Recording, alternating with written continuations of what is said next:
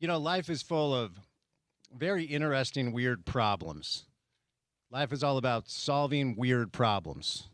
Why do I bring that up? Well, a piece of almond has lodged itself in my computer charger, in the port on my MacBook where I charge my computer. So I did not have that on my bingo card today. So I'm going to try to charge my computer while cleaning out almond from the port. Weird thing. Hello. Hi. Happy Friday. How are you? Drive time, Friday afternoon style, 10 minutes past the hour of 2 o'clock. Super Bowl Sunday, 2 days away, kids. 2 days away. Super Bowl right around the corner. We're going to talk a lot of football, both college and pro, on the show today with a really good guest list. Porter is out today. My man Zach, sporting a Real Madrid kit, is in the house, filling in for Porter today.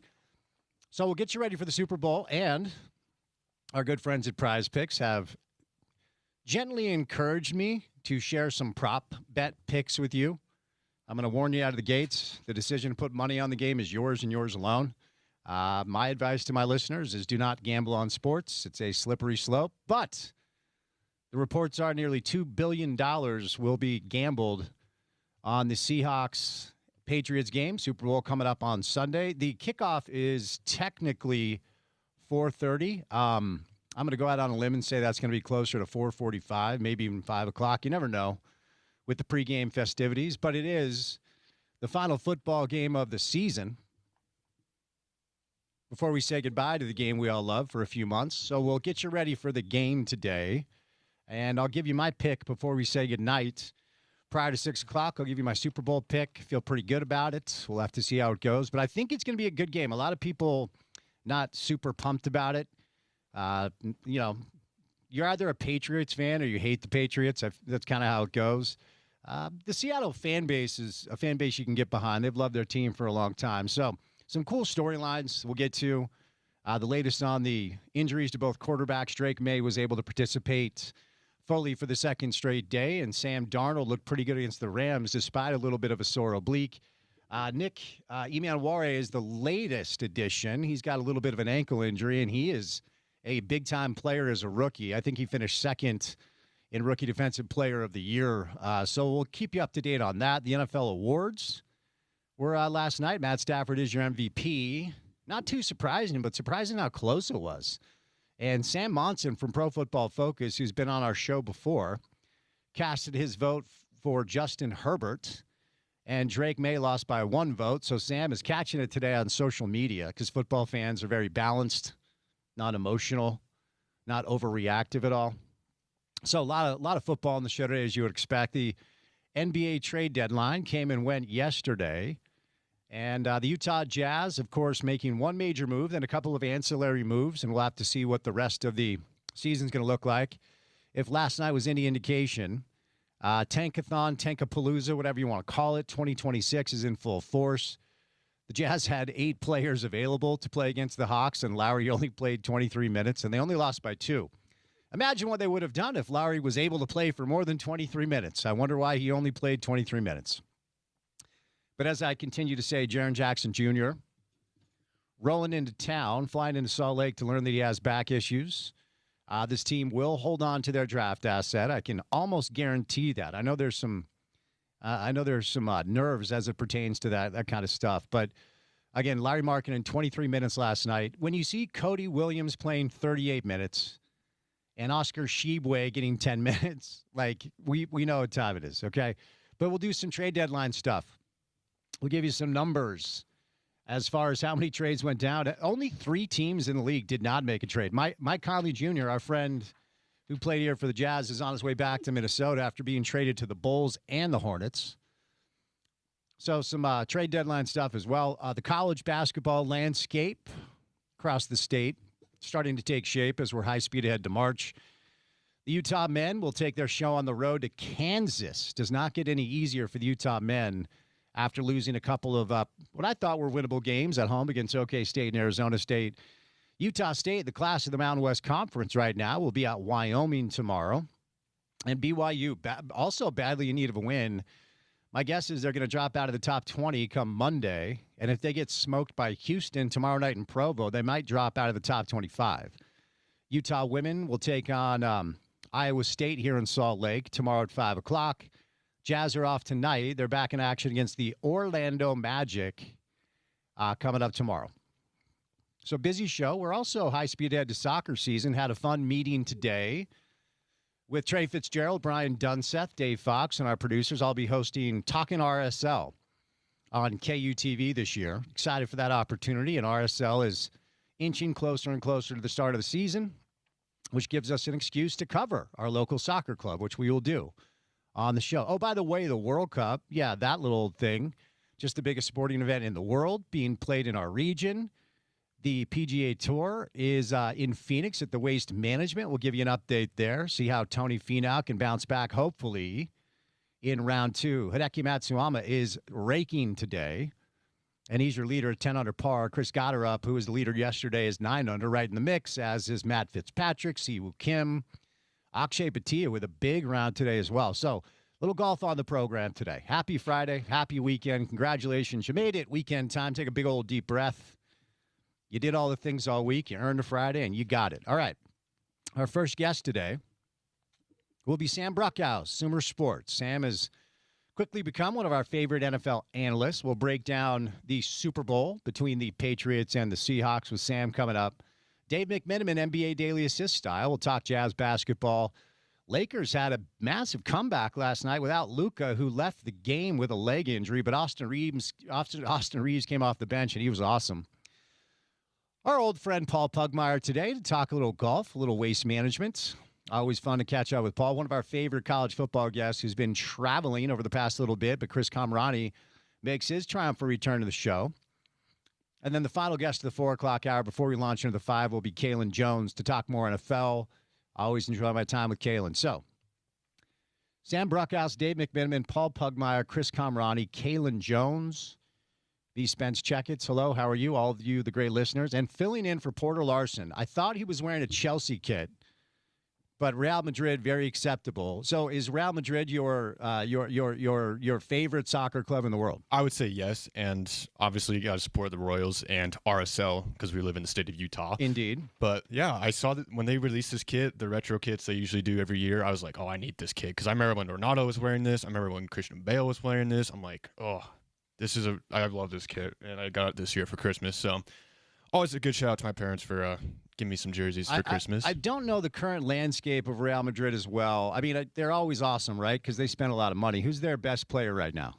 Oh, dude, it's been a wild season this year for Real Madrid. You know, you sack Xavi Alonso maybe a couple weeks ago. I think I was producing for you when that news came out as well, but it's going to be between Mbappe and Vinicius Jr. right now. Ah, okay. I would say. Okay. Oh, I forgot they got Mbappe. Because I remember when he was on Paris Saint-Germain with like Messi and who was the other one? Neymar. I think it was Neymar. Yeah, and everybody thought they were going to win everything.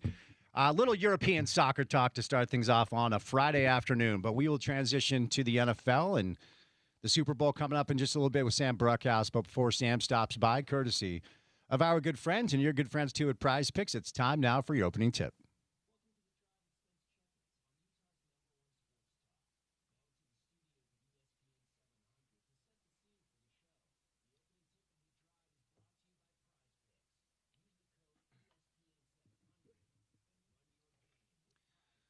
The big game is almost here, and there's no better way to cash in during America's biggest sporting event than Prize Picks, where it always feels good to be right. They got a max discount, kids. This week, Prize Picks has a special max discount for the big game. Live in the app right now, Drake May just needs 1 passing yard for the max discount to win. Just add another player to your lineup, and if your picks hit, you can cash in. Step number 1, you download the Prize Picks app today. You use the promo code ESPN700. And they're going to just hook you up with $50 in lineups after you play your first $5 lineup. Promo code ESPN700. You get $50 in lineups after you play your first $5 lineup because on Prize Fix, it is good to be right. All right, disclaimer. Let me remind you, the following picks are for entertainment purposes only. And if it's your decision to go ahead and utilize this lineup and you put your own money on the line and you lose it, it is not my fault. But I have to give you the picks. I'm obligated, so I'm going to do that. First of all, Drake May, there's your max discount, needs 1 yard. I'm going more for Jackson Smith and Jigba, 7.5 receptions. I'm going to go more on Drake May, 7 rushing attempts. I'm picking Hunter Henry to score a touchdown, which is kind of my wild card. Kenneth Walker more for 18.5 rushing attempts, and then Stephon Diggs more than 3.5 receptions. So there you go. Good friends at Prize Picks. That is a $5 power play to win $175. Why are the odds so long? Because it is virtually impossible to predict this stuff. All right. So let's dig into a couple of Utah Jazz topics here as the trade deadline has come and gone. And then we'll, for the majority of the show, it's going to be college and pro football with the guest lineup we have. Trade deadline. Okay. We were told it was going to be a quiet trade deadline. Instead, we got 25 trades, 56 players switch teams. There were only 3 teams in the league that did not make deals: the Rockets, the Spurs, and the Heat. A lot of people are calling this pre-free agency. All right, so the Jazz, it's interesting. So the Jazz and the Wizards and the Pacers, okay, they all made moves before the trade deadline that essentially are players that are in their back pocket now for next year. We're not going to see a lot of Trae Young and Anthony Davis in Washington. I don't know what Indiana's going to do with the Vika Zubats, but apparently they tried to get Walker Kessler from the Utah Jazz. And Austin Ainge and Justin Zanuck and Danny Ainge said, no, we're good. I honestly believe there's a world where you make the deal to send Walker to Indiana for some of the draft capital. But the fact that the Jazz said no to that should indicate that they want to hang on to Walker. And that they've done their calculation to believe that Jaren Jackson Jr. will be able to fit in right next to Walker Kessler. And then obviously Larry Markkinen at the 3, which means I think they believe Ace Bailey is a 2. Now, it becomes interesting with the Keontae stuff because I would imagine he would be your 5th starter, right? And that is a lineup that would represent the tallest starting lineup in the history of pro basketball. It's a lineup that's going to be tough to score on as long as Will Hardy is able to figure out how these puzzle pieces match, right? Then you get into the depth piece. Do they bring Yusuf Nurkic back, who's been really good for them this year? I mean, at the start of the season, I wouldn't have thought I was going to say Yusuf Nurkic's name more than 5 times. But he's been good. He has.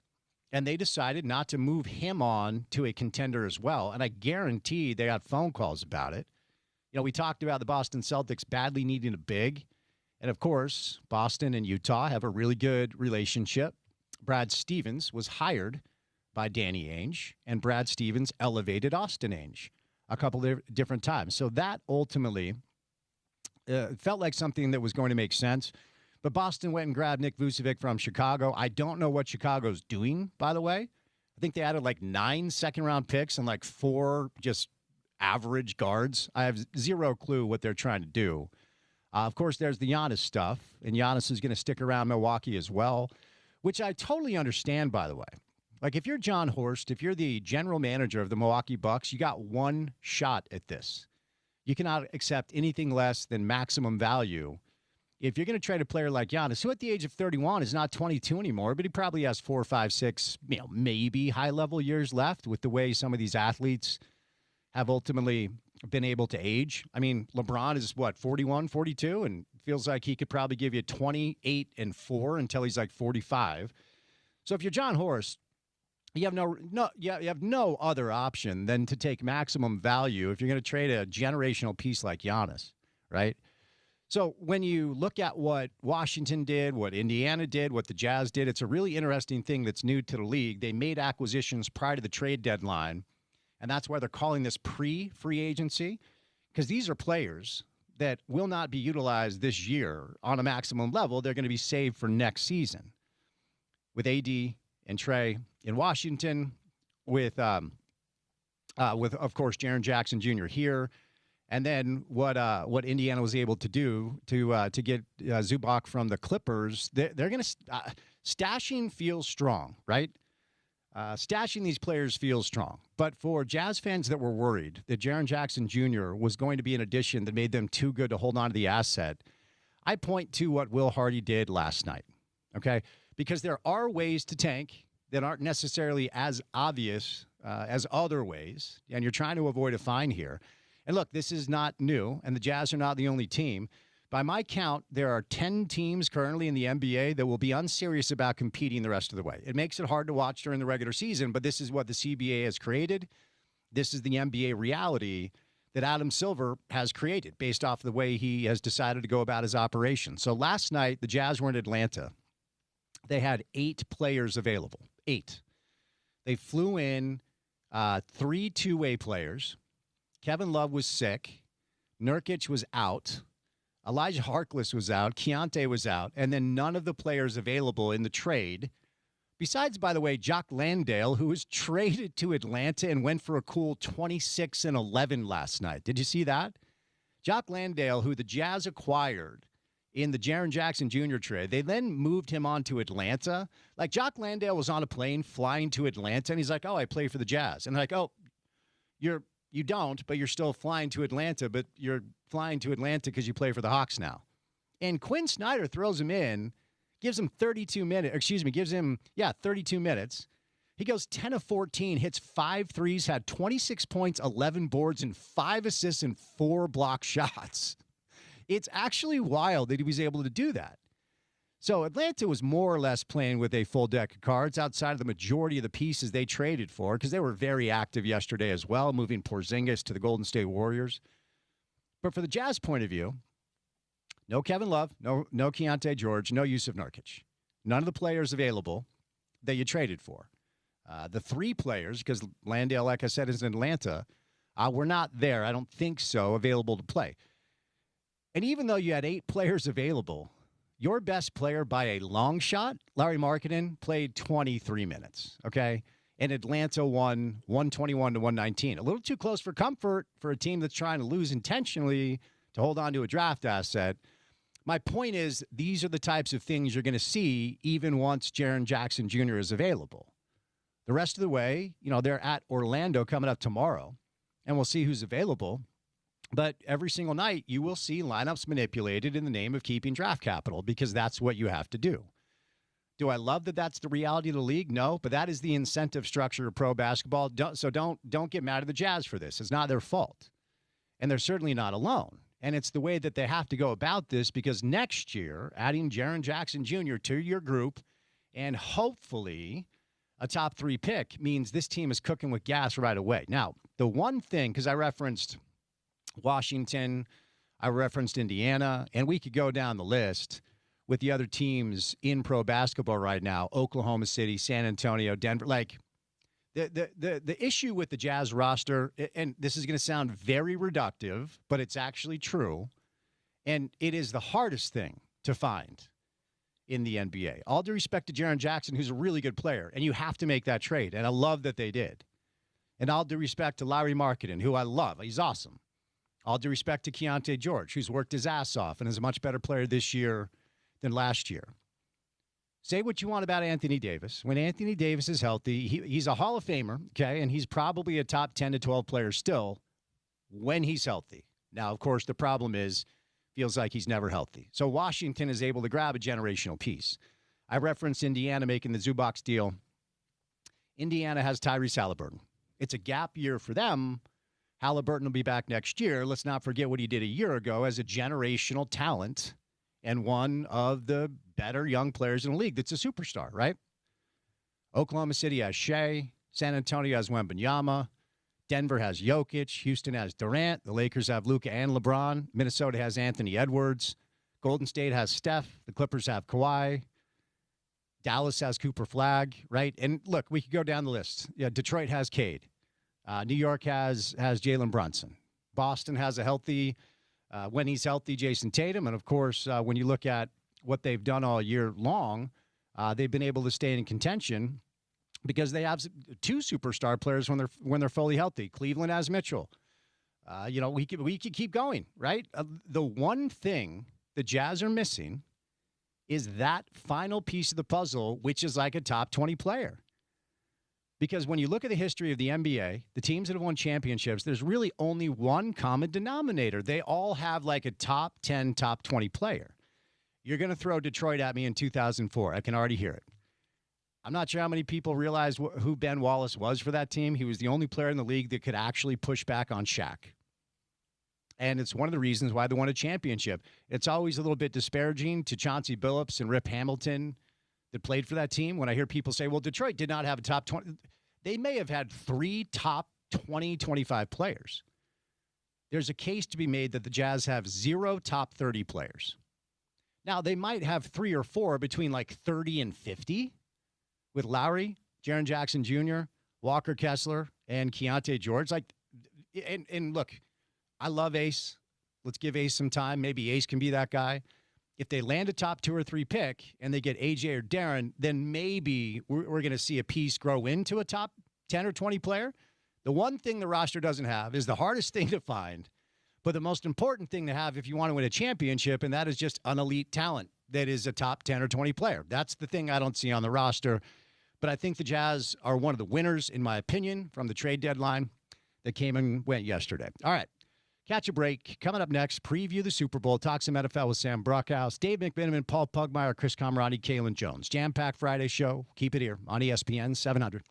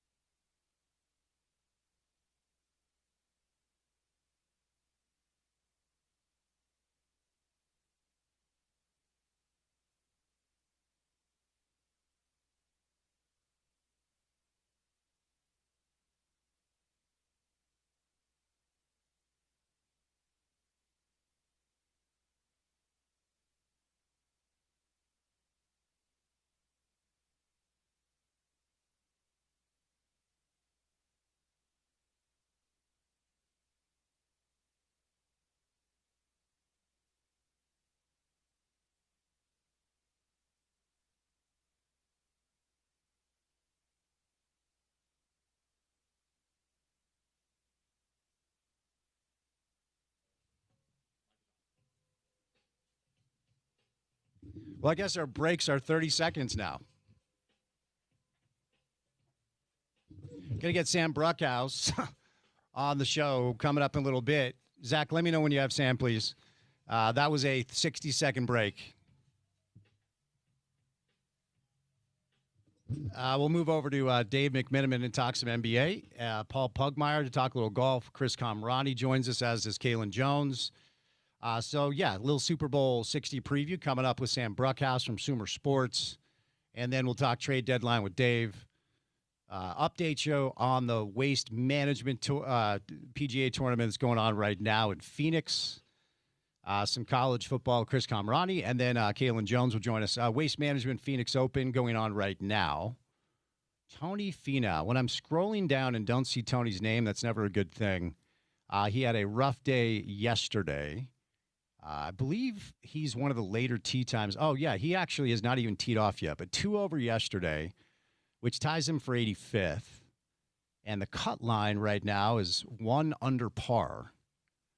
So Tony's going to have to really rake round 2 if he wants to make the cut. But you know who else is going to have to rake is someone named Scotty Scheffler. 1 over par for Scotty yesterday. Brooks Koepka, 2 over par. A lot of really good players are in danger of not making the cut. Billy Horschel, Wyndham Clark, and others. Sam Burns, goodness gracious, at the near the bottom of the field right now. So your leader, after a 64 today, Hideki Matsuyama, 3 under yesterday, 7 under today. He's 10 under par. Chris Gotterup is 9 under par. Matt Fitzpatrick is 8 under par. Is Sam Bruckhouse on the phone? All right, Siwoo Kim, 7 under, as is John Perry and Akshay Bhatia at 7 under par as of right now. Maverick McNeely at 6 under. Pearson Cootie, who a lot of people think has a chance to win the tournament, he's also at 6 under par. So we'll bring in Paul today to talk a little PGA Tour and to get you ready for the Super Bowl. By the way, Super Bowl line continues to remain the same. It's a little bit surprising There's been a lot of action on it, but indicates most people believe that's about right. Most of the money is going towards Seattle to win, but New England to cover. Seattle's a 4.5-point favorite in the game, and the over-under remains about 45.5 as well. With all the action that has gone on to the money line, you would figure the line would move a little bit, but it hasn't at all. Now, the NFL award show was last night, the NFL Honors Show, and Matt Stafford won his first MVP at the age of 38. It's a really cool story. And Matt Stafford also announced that he will come back and play. He's 37. 17th NFL season. Oldest player in NFL history at the time of his first MVP. Third oldest to win the award behind Tom Brady and Aaron Rodgers. 24 of 50 first-place votes. And then Drake May, who finished second with 23 first-place votes. Closest race since Peyton Manning and the late Steve McNair back in 2003. But here's the interesting portion of this. So Sam Monson, who I think is with Pro Football Focus, at least he was once upon a time, he used to join the show a lot. His star is kind of elevated a little bit, doesn't do a ton of radio hits. He's an MVP voter, and he voted for Justin Herbert to win the award. And ultimately, Matt Stafford beat Drake May by 1 vote, okay? So his vote could have swayed the entire thing one way or the other. Now, poor Sam is getting killed on social media. He did own the vote. Sometimes I'm a little skeptical as to whether or not this is something he did intentionally to maybe get a little, a little engagement, as the kids say these days. But an interesting thing manifesting with Drake May losing by 1 vote and ultimately Sam Monson casting his vote for Justin Herbert. But the award goes to Matt Stafford. I feel like that was the right call. He was there with his 4 daughters, and that was cool to see, and his wife. So, 17th NFL season. Pretty impressive for Stafford to win that. Now, on the Super Bowl side of things, we find Sam Darnold is the first player in pro football history to start a Super Bowl with the 5th different team that he played for. And Drake May, I believe, is the 4th youngest quarterback to start in a Super Bowl. And I think a lot of the redeeming sentiment for people that are just leaning towards Seattle, which appears to be not a consensus, but pretty close to it. And I usually am rather skeptical as it pertains to just riding along with who everybody thinks is going to win.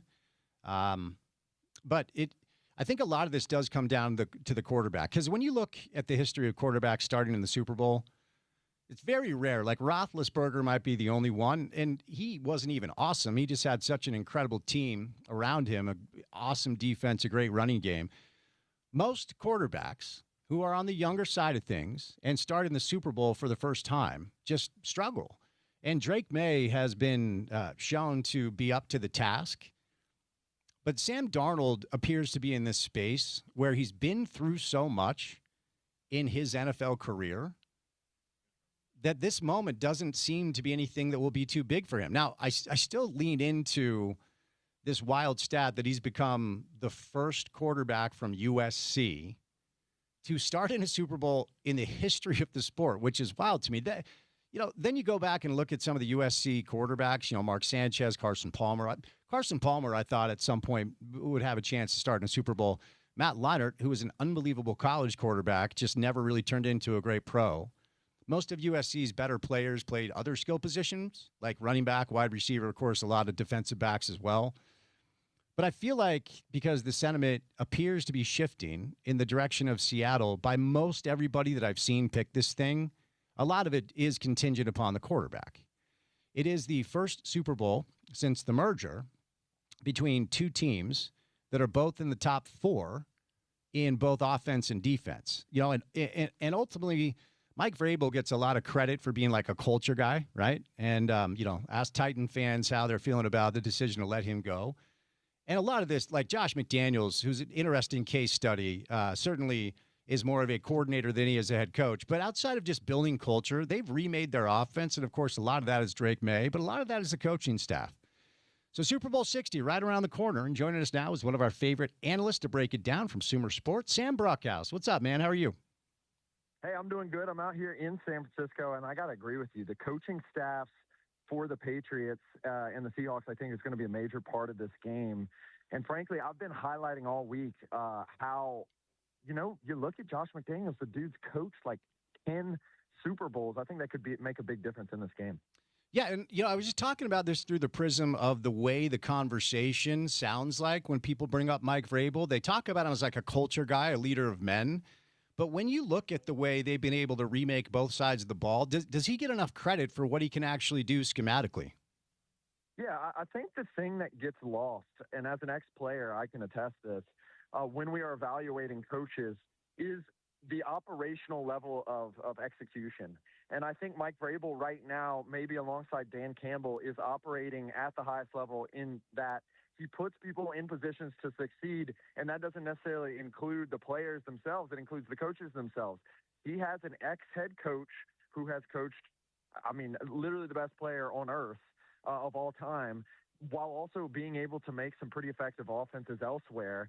At the offensive coordinator position, he has managed through a pretty tough position at defense coordinator where, the original defense coordinator gets sick. They bring in another guy. And then he also has probably the best game management guy that kind of has the keys to the car when it comes to timeouts and fourth downs in our guy Striker stretch.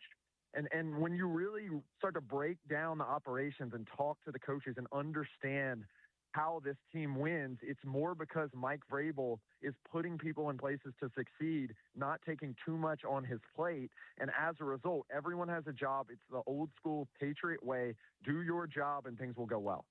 All right. I was discussing this, Sam, while we're getting you on the line. It feels like, I don't want to say consensus, but it feels like most people that are picking this thing believe that this is Seattle's game to win.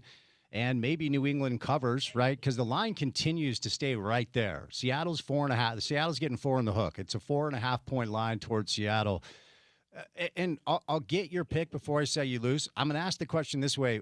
Why does it feel like most people believe this is Seattle's game to lose? I think you look at the strength of both of these teams, and Seattle definitely has the biggest strength, and that's their defense. The problem is this is an offensive game, and I think the Patriots' strength of their team is their offense and their quarterback position. And so I think why people are kind of over-indexing on Seattle is that their offense has looked pretty good in the last 2 games. Now, how did they get to having a good offense? I think people are overlooking. The 49ers defense was very bad all year, hampered by injury. And if you really break it down into the second part of the season, the Rams defense was not very good, particularly in the defensive backfield, and they were unable to get pressure as a result of some early and quick beats of the defensive backs as the season went on. And so I think that, frankly, this is going to be the stoutest defense that the Seahawks have faced all season, and I don't think people are really realizing what has become of this Patriots defense since getting Milton Williams back and making some strategy adjustments in the playoffs.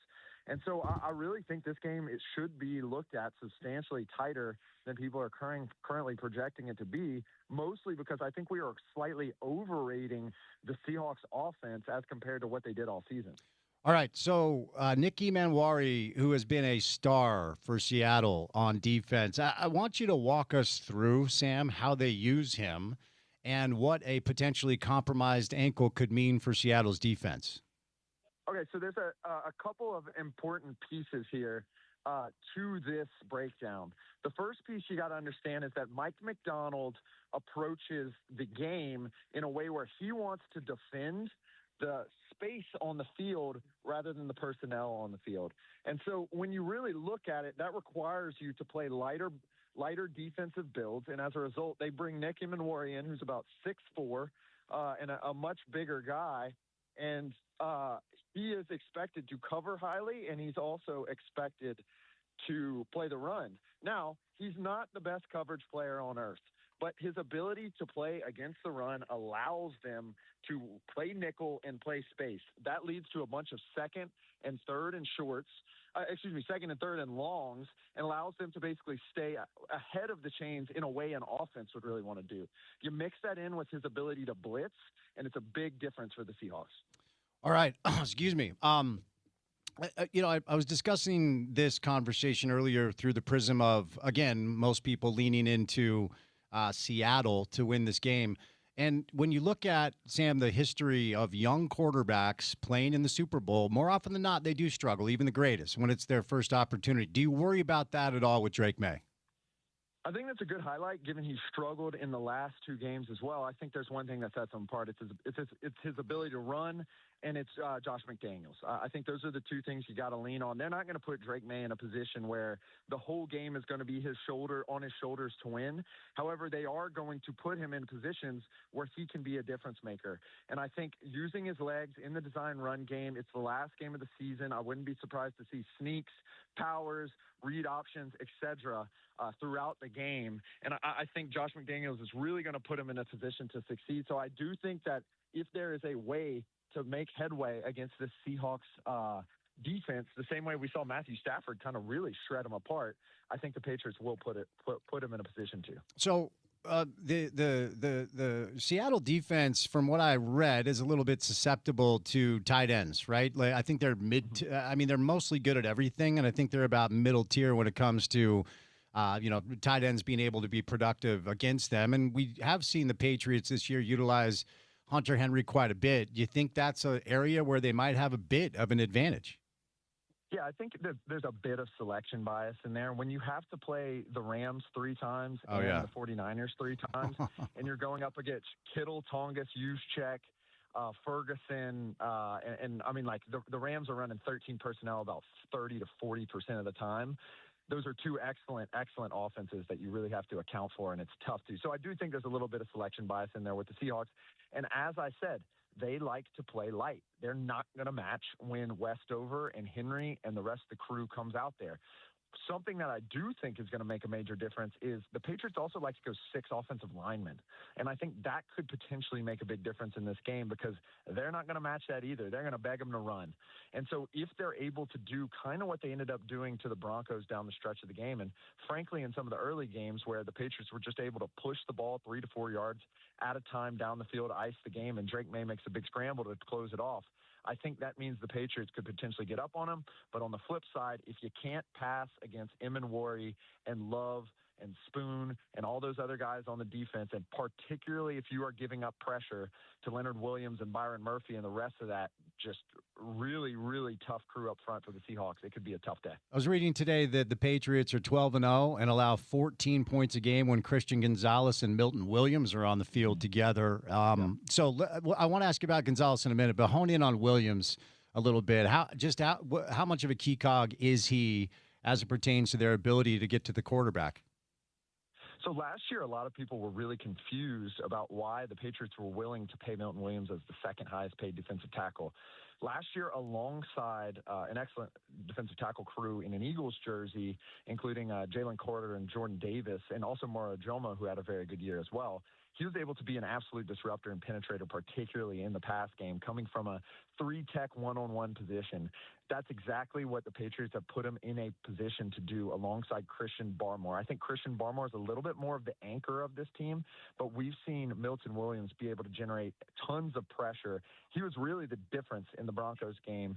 You have a team there with Bo Nix previously there that never got sacked. You get a quarterback that you can heat up a little bit, and Milton Williams took advantage and took over the game. So when it comes to Gonzalez, I mean, you and I discussed this last week. You know, Utah football played in a Rose Bowl against an Iowa State team, and one of their wide receivers was named Jackson Smith-Njigba. And it's kind of like the Puka stuff. Puka played his high school and college ball here, and we all thought, hey, maybe he'll make a team and play for a few years. But like both these dudes have elevated themselves to a level that I didn't see coming. Is Gonzalez is it follow Jackson Smith-Njigba around the field, or is he at a level now where even a guy like Christian Gonzalez needs help to stop him? Yeah, I think that Clint Kubiak, we actually talked to him about this subject on Media Day on Monday. We asked him what his strategy with Jackson Smith-Njigba was going to be, knowing that the Patriot way, particularly when it comes to defensive football, is that you are not going to win with your top option. Everyone else is going to have to make it win. And this in particular is a team that is built around Jackson Smith-Njigba. He has upward of 35% target share. He has a crazy yards per route run, upwards of 3.5, which basically means that if he runs 3 routes, you're going to be able to sneak in on 4th down and get a first down. It's really crazy efficiency that we're seeing from him. I think there's going to be a team of guys that is going to be suited to mess with him all game. But I do think we're going to see one thing in particular. That's going to be condensed sets. They're going to want Smith and Jigba to operate in as much space as possible. They're going to trot out linebackers and fullbacks to try to get the Patriots to get a linebacker on him or something else, particularly in zone coverage. And that's when we've seen him get that maximum separation that he's so good at doing, particularly against both zone and man coverage. So I do think it's going to come down to Carlton Davis, for one, who Carlton Davis has been highly targeted all year. He's played well against it. He's played well, particularly in the playoffs against it. It's going to be a little bit of Gonzo, and it's going to be a little bit of the safeties, the young safeties as well. The last quarterback, Sam, to have over 20 completions against the Patriots was Baker Mayfield for the Bucs, and that was like 11, 12 games ago, right? So when it comes to their ability to limit quarterbacks, how does Seattle? I mean, maybe Seattle's going to rely on just we'll ride Kenneth Walker, but of course Sam Darnold looked awesome against the Rams despite that oblique. What's a realistic expectation for Darnold against this defense? So I think a little bit of that is the idea that the Patriots also want to play pretty slow. I think there's a real argument for taking the under in this game because both of these teams are going to want to play slow, I think. But looking more generally at Darnold was able to heat up in the last game. I do wonder if a little bit of that was just Jackson Smith and Jigba being able to take advantage of a Rams defensive backfield that was struggling mightily. We talked to Clint Kubiak about this. He seems to want to protect Sam Darnold in this game. I would be surprised if you are not getting a high rate of runs on first and second down. And this is something that I've been criticizing Clint Kubiak on all year. And frankly, I think it's actually why he's a pretty good fit for the Vegas Raiders job that he was just recently hired for with a rookie quarterback, because he is going to try to establish the run to open up the pass. As a data person, this is not a strategy that I agree with. As a Saints fan last year, it made me go a little wild from time to time, but it's worked for the Seahawks, given you have Jackson Smith and Jigba, given you have A.J. Barner, who you know not only can operate in small spaces, intermediate spaces, but also can be a tush-push guy, and given that Sam Darnold is not afraid to air it out long on those big play action balls. So I think a couple things that you could potentially look at on sumersports.com/live is the play action rate, the motion rate, and the run rate to get a sense of if Darnold will have a really good game and if he's going to have maximum production or if this is going to be kind of a slobber knocker game in the trenches. On the other side, and you did a good job earlier, and a lot of people have referenced Drake May and his ability to run the football and what a dangerous weapon that is, and oftentimes just right down the middle. It's like a little Josh Allen-ish. And, of course, they have Ramondre Stevenson and Trayvon Henderson. They have two great backs. Stevenson's getting the bulk of the work. But just generally speaking, offensively, what are you expecting? Balance? Are they going to try to? You reference the slow pace of play. Are we going to get a lot of Drake May and Stevenson and maybe a little Henderson? What are you expecting from New England? So this is actually a thing that is kind of flip-flopped. Josh McDaniels typically passes over expected, so you're going to see them throw on first and second down. You're going to see a high play action rate, and I do think you're going to see several quarterback design runs, because I think that's something that the Broncos utilize with Jarrett Stidham, who's by no means a super athlete, and I think it would have been even a bigger deal if Bo Nix would have been able to play in that game. So I do think that the legs are going to be in it, but I do expect that the ball will be aired out. And in particular, I think Stephon Diggs is going to have to be a target earner in this game if the Patriots want to win. If I took both quarterbacks off the table, give me a random potential Super Bowl MVP pick. Man, that's a tough one. I do think you got to stick with A.J. Barner, because there's a real chance that A.J. Barner could get 2 or 3 touchdowns in this game, either through the air or via tush push. I mean, this is going to be a tight game. We've seen the tush push with the Eagles be able to make a huge difference, particularly if they are going to run the ball on first and second down and play 4-down ball the entire time. A.J. Barner could make a massive difference. I wouldn't be surprised if a stat line like 4 or 5 catches, 60 to 70 yards, and a rushing touchdown, receiving touchdown could do it. The other thing is, whilst the Seahawks running game is not really efficient or successful, it can be explosive at times. So I think if you get a Kenneth Walker 60 or 70-yard touchdown run, that may be enough to kind of boost him over the top if a Seahawks victory lands. You look on the other side, for the Patriots offense, and I still think it just has to be Drake May. Like, Drake May is going to be the reason the Patriots win this game. Unfortunately, I know you're taking the quarterbacks off the table, but I really don't think that if Drake May has a bad game, the Patriots can really win this game. All right, let's get the pick, Sam. And disclaimer before you do this, okay? Because I've got a new client on the show that's making me tell our listeners who I think is going to win and giving them prop bets. Your decision to put your own money on a sporting event is your decision and your decision alone. So, Sam, for entertainment purposes only, the winner of Super Bowl 60 is who and why? Hey, well, look, I'm on the NFL's list, given we have core clients as well. So I can't even throw money on anything, even if I wanted to, if I like my job. There you go. Nonetheless, I got to go with the Patriots. I'm a big believer that if a quarterback is hot and a quarterback is playing well, that will be the difference in the Super Bowl. And there's a couple other things that I think are just going to line up that the Seahawks have not seen. This is going to be an even special teams matchup, if not even a slight move in the Patriots' favor. They're one of the best special teams units in the league, and they are going to work to neutralize Rashid Shaheed in a way that neither the Rams nor the 49ers.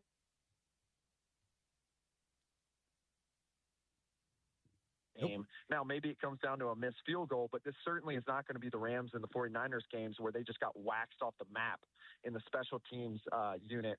And I think they just have in the strength-on-strength matchup that is the New England Patriots offense and the Seahawks defense. We saw Matt Stafford, who wins the MVP by one vote, take advantage of that defense. I think we're going to see similar stuff from the Patriots. I do think it's going to be a close game. I think potentially 28-21 sounds good. I think both of these teams are going to be going for it a ton on fourth down. We may not see a ton of field goals, and I still got to stick with the Patriots given the strength of Drake May. All right, Sam, before I set you loose, you referenced it, and I'm going to give you credit. I think Lindsay was on board as well, because you were the first person I heard say, no, Drake May's the MVP this year. And you gave us a really good breakdown as to why. I even had a buddy who, as a result of hearing your interview, may or may not have put a couple shekels on Drake to win the MVP anyway. We can move on from that. And look, I'll tell you what, Sam Monson has been on the show a bunch, and he seems like a really nice guy, and he is getting absolutely smoked online today for casting his vote for Justin Herbert. But Stafford wins by one vote, and Sam goes Herbert, and then, your guy Drake May. And I am stunned that it was this close, but you appear to be right, man. There's a really compelling case to be made for Drake May, wasn't there? Yeah, let's start from the bottom up. God forbid a man have an opinion. I right. love Sam Monson. We see him everywhere on the road, and I think what he identified is something that our Sumer scores identified. As the year went on, he kind of tailed off, but we thought Justin Herbert was a blue-chip player despite the production not being excellent. Our artificial intelligence, which analyzes the relationship between all these players, figured out that Justin Herbert was doing the heavy lifting for a wide receiver core that was good but not excellent, and a offensive line and running back room that was very hurt, number one, and very ineffective, number two.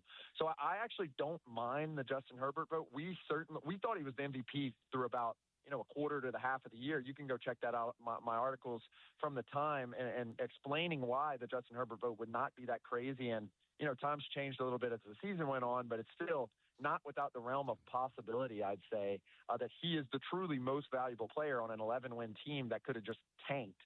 That being said, Drake May was the leader in total EPA, the most efficient passer.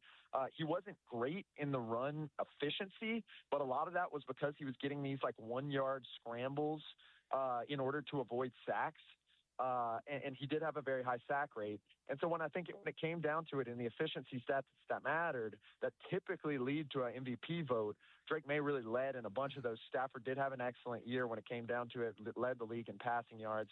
And narratively, I think it made a little bit more sense for an older player to get the run. But you take Drake May out of that Patriots offense, I just frankly don't think it looks the same. And that's why I think he probably deserved an MVP vote. He received Lindsay's MVP vote. And, he's one vote away as a second-year player. You got to say that was an excellent draft pick hit from the Patriots franchise. Yeah, well said. All right, buddy, where can people go find your work before I set you loose? Yeah, so if you want to start jumping towards the draft and you're just sick of a new Patriots dynasty potentially opening up and you can't take it anymore, February 12th, we got the evaluation coming out, and this is going to be something that is taking you in to actual draft room discussions. I'm on it, giving the analytical basis. We have multiple ex-general managers, scouts, and coaches giving the discussions and arguments that will be happening. And I think what a lot of people don't realize is the draft does not start in April. Draft meetings are going on right now as we speak with all my NFL team friends, and the hay's going to be in the barn by the combine for the most part. So if you want a detailed, innovative look into what these discussions actually look like, not any of the hoopla that goes on and who's rising and who's falling, an actual NFL discussion, check out the evaluation on Sumer Sports, SUME Sports YouTube channel on February 12th. Sam, you're the man. Appreciate it. Enjoy the game. Should be a fun one, and we'll chat soon, okay? Thank you, Spence. Sam Bruckhouse, Sumer Sports.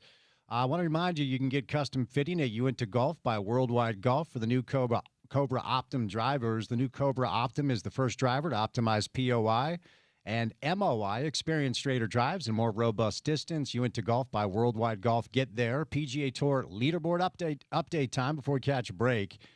Going to do some NBA with Dave McMenamin coming up next. What does he think of the Jaren Jackson Jr. deal, and what's next for the Utah Jazz? Hideki Matsuyama, a big riser today at 7 under par on the day, 10 under par for the tournament. He's leading the Waste Management Phoenix Open. 10 under for Hideki. Chris Gotterup, who was your leader yesterday, it was 1 under on the day, and he's in the clubhouse. Oh, wait, no, he's only through 7. Excuse me. He's at 9 under par. He's 1 back. Matt Fitzpatrick is through 8. He's at 8 under par. The rest of the leaders in the clubhouse: Siwoo Kim, John Perry, Akshay Bhatia, 7 under, Minwoo Lee, Steven Yeager, Maverick McNeely, Sam Stevens, Nikolai Højgaard, and Pearson Coody are at 6 under par. Max Homa with a good round today. We'll give you some notables before we catch a break. I think Tony is just about to tee off, and he's going to have to rise today because he is on the wrong side of the cut line. He is through 7, and he's even through 7, but he's 2 over for the tournament. And the cut line, as a result of an eagle putt that was just made by Nick Taylor, is now at 1 under. Scotty Scheffler, Jordan Spieth, a lot of good players have a lot of work to do today at the Waste Management Phoenix Open. All right, 1 hour down, 3 hours to go. We'll catch a break. We'll be joined by Dave McMenamin coming up next on ESPN 700.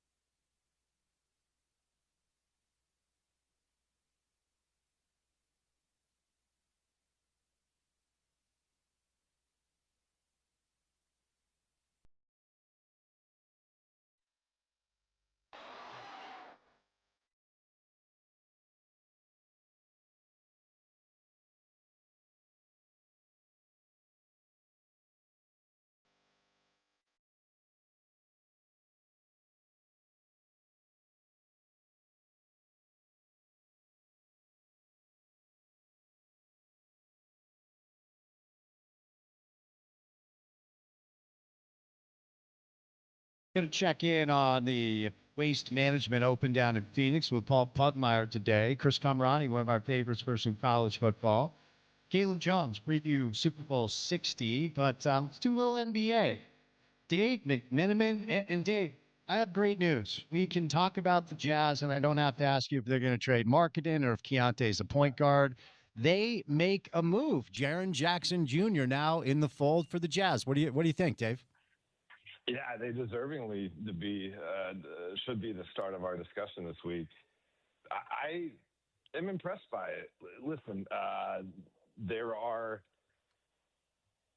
kind of the idea of that when you are in a rebuild, the maximum thought process, mode, whatever you want to exist in, is having the flexibility to be opportunistic when something arises. And to me, this is the exact situation the Jazz found themselves in. And you get a former defensive player of the year, someone who is heralded and raved about as a great teammate, certainly like a building block of a culture for a franchise. And we all know he went through a lot with what Memphis has been through the last few years and remained professional. And you put him with the pieces you already have in place, and all of a sudden you're like, okay, this isn't like such a lengthy, bleak turnaround that we have going. And like with a good draft this year, Utah could be looking at a postseason aspiration as soon as next season. I want to hone in on something you said about Jaren Jackson Jr. being a great teammate, because we have this thing here in our market. How shall I say? Well, most people look like me and you. I'll just leave that there, okay? And so there's a lot of nervousness every time there's an acquisition made that they're going to leave when they have an opportunity. Now, as I say that, I'm realizing that we couldn't keep the white guy that likes to play video games at night. He left for Boston as well, so it's not just one type of folk. But when it comes to Jaren Jackson Jr., the person, the teammate, tell me what you know about him. I mean, listen, he's the son of an NBA player. His mother is one of the executives of the WNBA's Players Association. So he is a basketball lifer. He understands not only the game, but the business of the game. And again, he's someone who, I've interacted with on many occasions. I just find him to be a thoughtful professional. And he's been kind of effective as a stretch five from the very beginning of his career. And again, as the Grizzlies, were the hottest team in the league a few years back. And obviously we all know about what Ja went through on and off the court, but he's maintained his level of production and effectiveness. And then to be able to do that with so much kind of chaos surrounding you, obviously the coaching change, et cetera, they've had down in Memphis, you put him in a stable situation with perhaps some more, I don't know, more of a shared vision around him.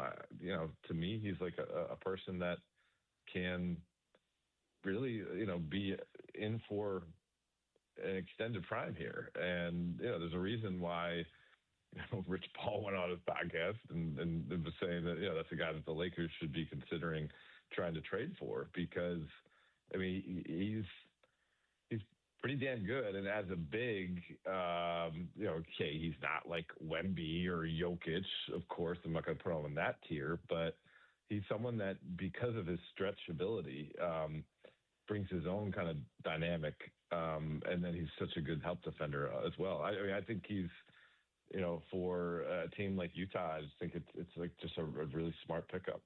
So it's really interesting how quickly things can change in this league, because, I did TV hits and then maybe 3 or 4 interviews, and everybody asked me the same thing, like, what are you expecting from the Jazz prior to the trade deadline? And I said, well, I'm hoping for something bold. I'm expecting nothing, though. This appears to have caught most everybody off guard. And, you referenced the Grizzlies, who maybe 2-3 years ago, you're like, wow, they've got this young core that makes them pretty interesting for maybe 8 to 10 years if everybody stays together. And then the Ja stuff goes down, and he's decided that for now he just hasn't presented himself as a serious pro. And Therefore, the interest in him, probably as your buddy Brian Windhorst reported, wasn't very high. And then they moved Bain last year, and you go, okay. But I didn't think Jaren Jackson Jr. was available because of all of the points that you made. Like, when did the information start to leak out a little bit? Like, yeah, they want to trade Job, but if you have the right offer, they're willing to trade Jaren Jackson Jr. as well. It was I guess it was around the time that the Job scuttlebutt started to be talked about. I just don't think it was as loud. And again, because he has been so adaptable thus far, you're like, well, if they do move off of Ja or they do go into a rebuild, it doesn't seem like the type of individual who is going to make life tough for you. It seemed like someone who would be patient and someone who would be about the team. And so, even though there was the sense that, yes, the Grizzlies will continue to be looking to make changes, that not like it would be an urgent scenario for them to move him. But, there was a pretty legit haul that they got back, obviously, like the pick-based haul. And again, like the idea of like stocking up on picks is so, whether it be through the draft or be it through the situation where there's a fire sale, you can go pick up someone that you otherwise, like, I don't know if Jaren Jackson Jr. is going to leave Memphis for Salt Lake City as a free agent. Doesn't mean that he wouldn't, but historically, Salt Lake hasn't done fantastic with luring free agents. But if you bring them there and then they get a sense of the organization and the coaching staff and, owner that people raved about and great fan base and, beautiful city, like, it could be just what the doctor ordered for Jaren Jackson Jr. He wouldn't have known otherwise. So let's get into the fit a little bit. It's interesting, and I know you know this, and anybody who covers the league and knows the league knows it, but I would imagine most just fringe NBA fans that tune in here or there see Jaren Jackson Jr. at 6'10", former Defensive Player of the Year. It's like, man, he must really crash the glass. And it's interesting because he doesn't. In fact, he doesn't do it well. It's specifically on the offensive side of the ball. And that's where Walker Kessler really shines, Dave. And the reports are that before making the deal with the Clips to bring Zubac in, the Pacers called the Jazz about Walker, and the Jazz were not really interested in engaging with them, at least to the level where they made the deal. So to me, that indicates they view Walker Kessler as part of their future. He's a restricted free agent. We'll see if he can go get a deal that scares the Jazz away. But I have a gut feel that they are going to match anything. They want him around for a long time. So if we operate off of what we have in front of us, which is all we can do, we don't know what the draft is going to bring. We don't know what else Austin Ainge has up his sleeve. It's a front court of Larry Markkinen at 7'1", Walker Kessler at 7'2", and Jaren Jackson Jr. at 6'10". If you add Ace Bailey at the 2, he's 6'9", Keontae 6'4". It would be the tallest starting lineup in the history of pro basketball. How do you think that works? I mean, listen, when you're talking about a league or certainly a Western Conference where you're going to have to go through Chet Holmgren and Isaiah Hartenstein on the defending champs and the best big man of his generation with Denver and Nikola Jokic and Victor Wembanyama, who could be the face of the league for the next 15 years. I think it's smart to go big. And as for the Kessler thing, like obviously Tyrese Halliburton has the same agent as Kessler, and you can kind of read the breadcrumbs there of why perhaps Indiana would have had interest there beyond just the talent that he's shown when he's been on the court thus far. But the restricted free agency is there for a reason, to kind of reward the incumbent team that had the foresight to draft that player and allow them to build within their program. And you don't want someone being held against their will, of course, but again, I would be surprised if Salt Lake wouldn't match any offer that's out there. And then the Jazz, can. I mean, the one thing I would say is that, if Kessler wants to win, I think next year better be the time we see some more winning. And why wouldn't there be? Again, I think the roster, beyond just the size, you have ascending talent, and ascending talent creates an inertia in the building, and inertia in the building makes it kind of fun to go to work, and you have a young owner who's trying new stuff, and I think it's a good time, like a really good time for the Jazz franchise right now. So, as you know, and Washington in the same place here, the Jazz did not include the pick this year in the deal, so they retain it, and it is top 8 protected. As I've said maybe 5 times this week, my guess is Jaren Jackson Jr. is about to fly to Salt Lake to learn he has a bad back. They've got to hold on to the asset. I mean, look, last night against Atlanta, they had 8 players available, and Lowry played 23 minutes. So, of course, they're going to, in my opinion, Dave, I don't know how much we're going to see of Jaren Jackson Jr., and if we do, it'll probably be in truncated spaces here or there. What do you think the rest of the season is going to look like? And for the listeners out there that might be a little bit nervous that this trade makes them too good to hold on to the pick, you say what? I think they went into it with open eyes of what their plan would be short-term and long-term. And whether that is ever going to be admitted on the record, I doubt it. But I imagine you have 2 eyes and the ability to look at a box score and watch a game and say, oh, Laurie looked to be healthy. Why is he being limited to low 20s in a game that's certainly winnable? They end up losing by 2 points. Thus far, that type of strategic move has been hard for the league to mitigate against.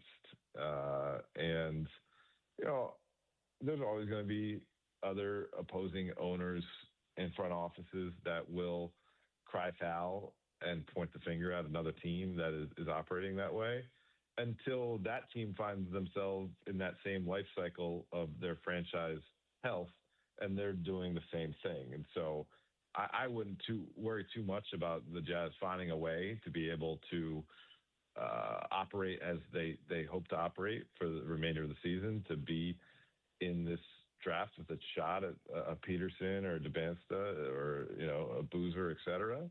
And I wouldn't worry too much about the NBA coming down with the iron fist, because ultimately they don't really want to do that. I think when those measures are coming down from the league office, a lot of times it's Adam Silver having to deal with another irate owner that wants to come down on one of his peers. One more Jazz thing, and then we'll move over, because I need an update on Luka. He's one of those guys, he goes down, you just go, oh, no, right? So one more Jazz thing. Washington made a move, or made a couple of different moves, and say what you want about Anthony Davis. When he's healthy, he's still one of those guys that you want as a cornerstone. Indiana made a move. They have Halliburton. Ultimately, OKC has Shea, and I could keep going. I really like what the Jazz did prior to the trade deadline, and I've liked some of the growth, and you can start to see the picture crystallize. What they don't have is the hardest thing to find, but the thing that you need to find if you're going to win the thing. And, everyone throws, Detroit in 2004. All right, you might have one example of a champ that didn't have a top 10 or 20 player. And the fingers crossed dynamic now ends with the lottery. So if they're able to grab Peterson, if they're able to grab Dubansta, maybe one of those two, or who knows, maybe it's Ace. But it's the one thing that you got to have that, as much as I like what they've done, they don't have. Do you think there's a potential they can get it in the draft this year? I do think the way other people who watch far more college basketball than me outside of the Syracuse basketball program, the way they talk about this year's draft is that there are 3 or 4 studs at the top. And so it's kind of the right year to be maneuvering the way the Jazz are maneuvering. I know obviously it was a disappointing result this past year.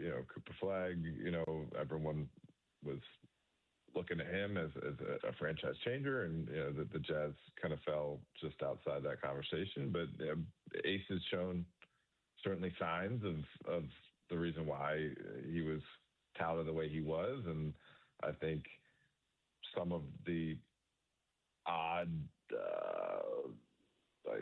string of events that followed him right after the draft with his since fired agent put a little bit of tarnish on his reputation that was really undue compared to actually what you see of him as a player. And so we don't really know where his ceiling is whatsoever yet.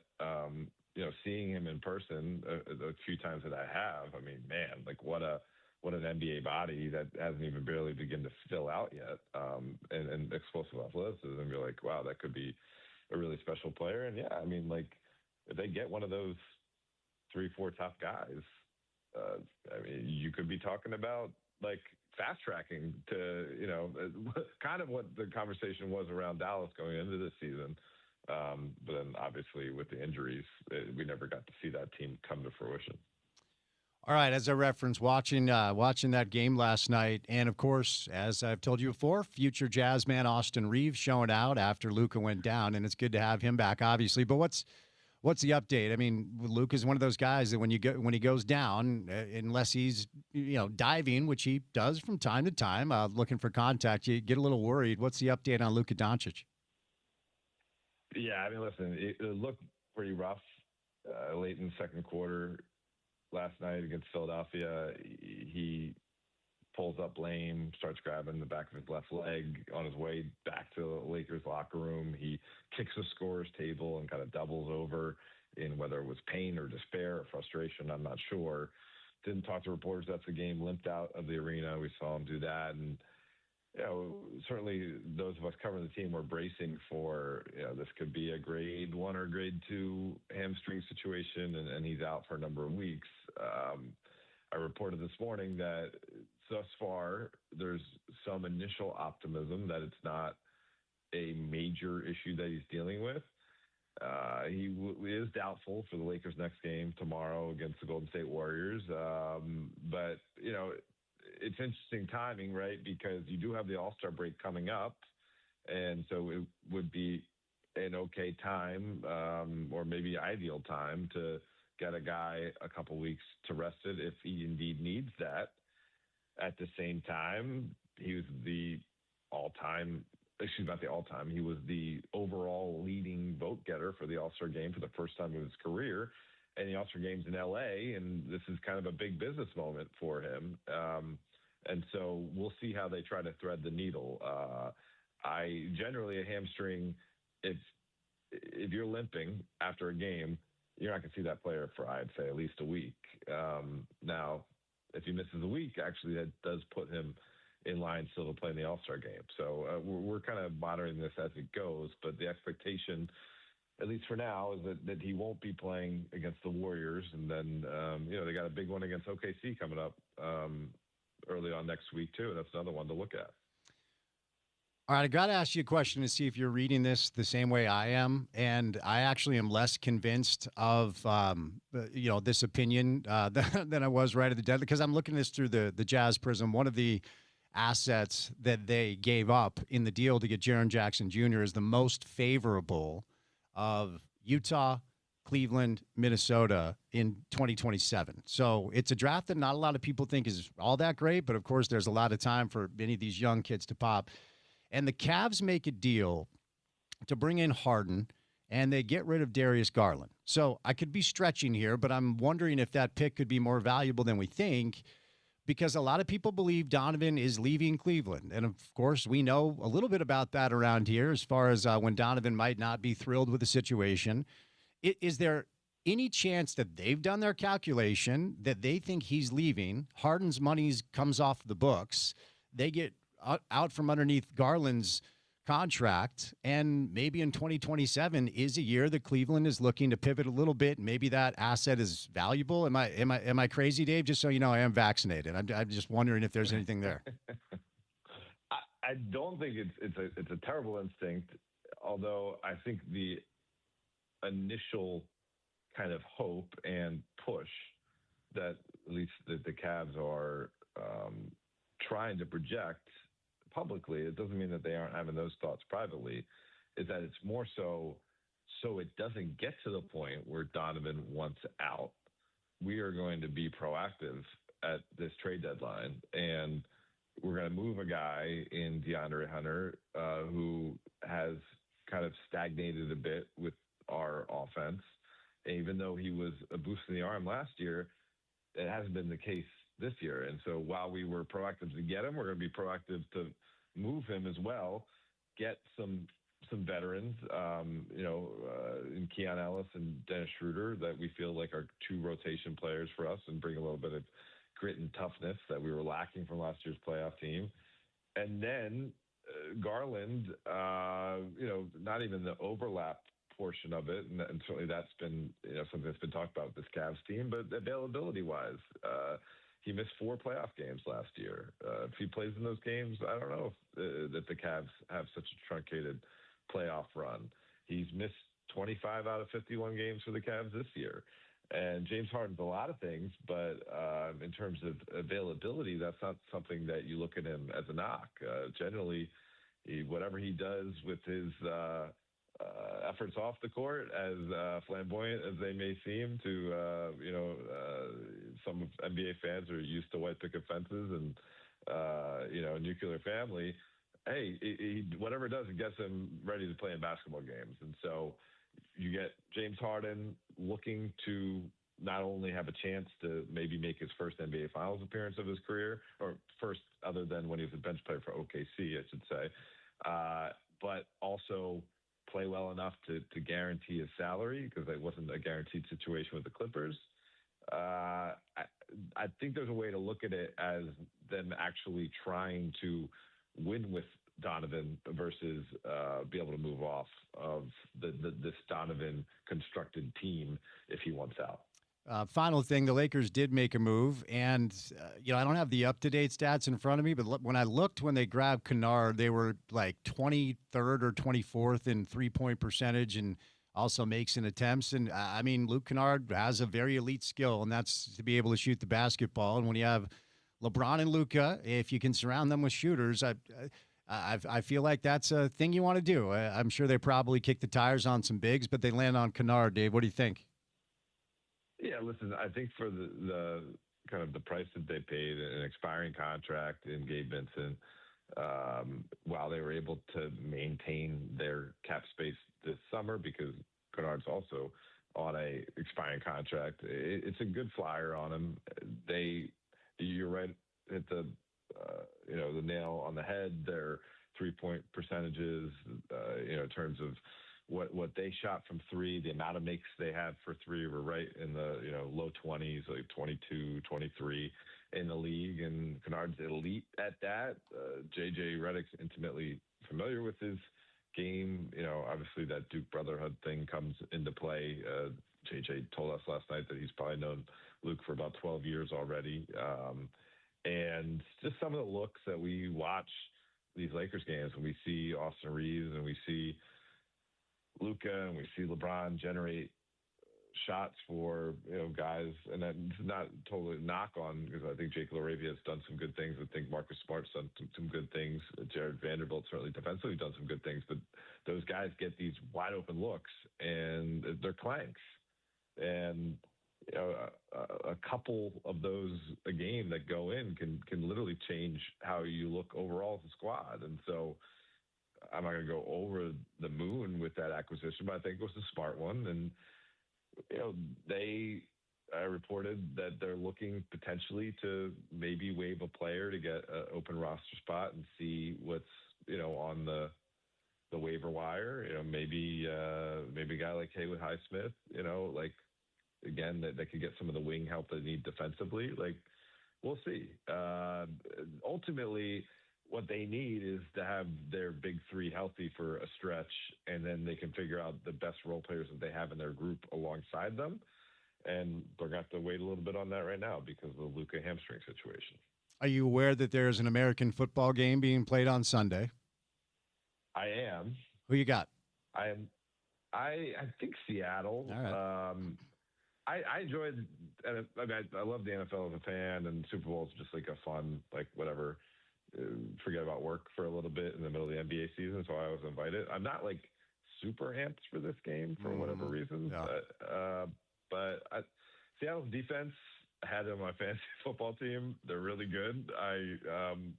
They got me through the second round of the playoffs in my fantasy league. So I would bank on them. I don't think it'd be a rout necessarily, because New England's they got some talent there too. But I would say Seattle wins like relatively comfortably. Like I don't know what the line is, but I would say like 10 points. I would pick them by. See, I always get a kick out. There's some NBA guys, like my guess is Howard Beck doesn't even know the Super Bowl's on Sunday. I always get a kick out of that. Like, who's, before I set you loose, the one guy at ESPN that's most NBA centric is who? Oh, who'd you like? Their only world is NBA. Yeah. Because a lot of NBA guys. Oh, Bontemps. Yeah, that's the name. Yeah, no, for sure. Yeah. Yeah. All right, Dave. Thanks for the time, buddy. Have a good weekend, okay?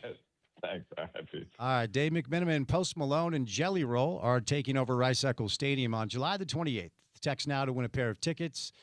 877-353-0700. More details can be found on our app and at ESPN700sports.com. Text in a final Super Bowl score. I don't know. 877-353-0700. Who do you think wins and why? All right, Scotty Scheffler, couple birdies, 33 on the front. He needs to make a move, as does Tony Finau. We'll catch a break and talk some golf coming up next with Paul Pugmire right here on ESPN 700.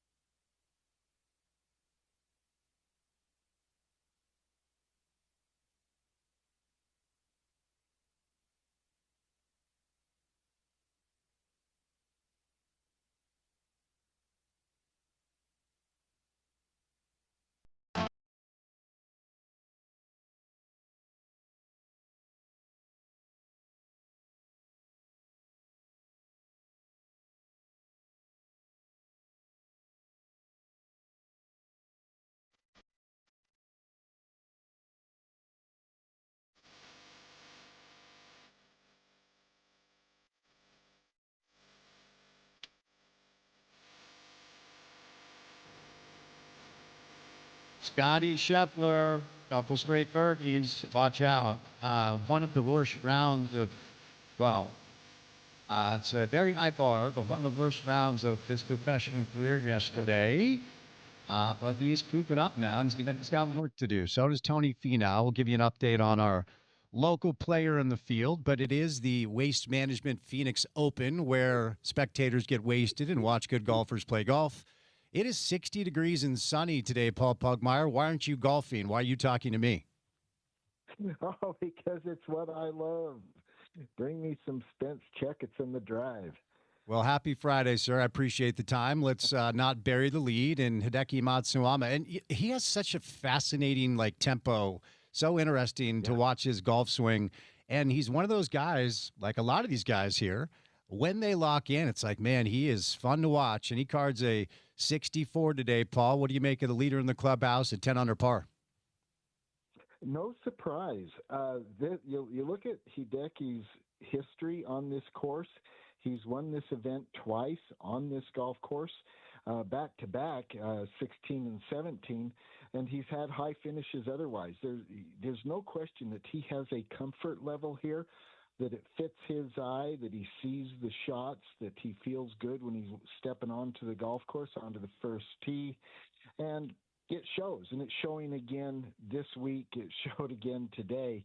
Hideki has always been very, very comfortable here. No surprise that he's playing well.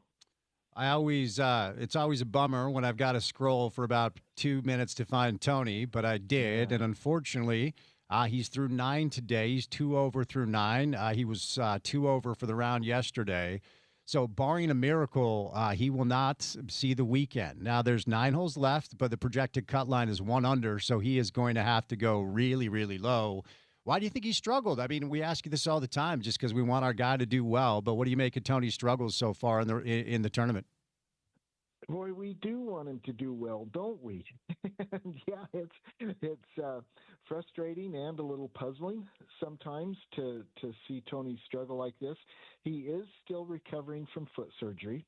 When I saw him a couple 3 months ago at Riverside, he was noticeably limping, and he was talking bright and sunny. No, I'm good. I'm getting stronger all the time, but you could see him limp, and so you have to ask the question, is he recovered from the surgery, number one? And then number two, is he back in form? Does he have his tournament legs under him? Does he have his tournament hands on the club? And we've seen flashes of that this year. He had a really good round at the FedEx down in Palm Springs, but broadly, generally, it's been a little scrapey this year so far, and that's what we're seeing here. All right. So, actually, no, I wanted to ask you this. It's going to be kind of a random question, but I was watching yesterday, and Brooks hooked a drive into the water. And then he dropped, and one of the commentators said, if he jars this, he can par the hole. And I've always heard that when these guys, because there's so much precision involved in this game, and when you're at a lesser level, just trying to get better, you get your yardage and you just hope that you land on the green and then you go from there. But I've always heard when these guys really want to pin seek, they can pin seek. And Brooks was 185 yards out. And I think he took a 9-iron, which, okay, whatever. And look, the ball landed in the hole. It just popped out. And he nearly jarred it.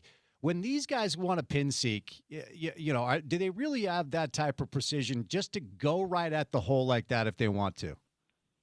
When they're at the top of their game, yes. Now, let's put a little bit of a caveat on that. There are so many variables completely out of both the control of the player and the awareness, the knowledge of the player.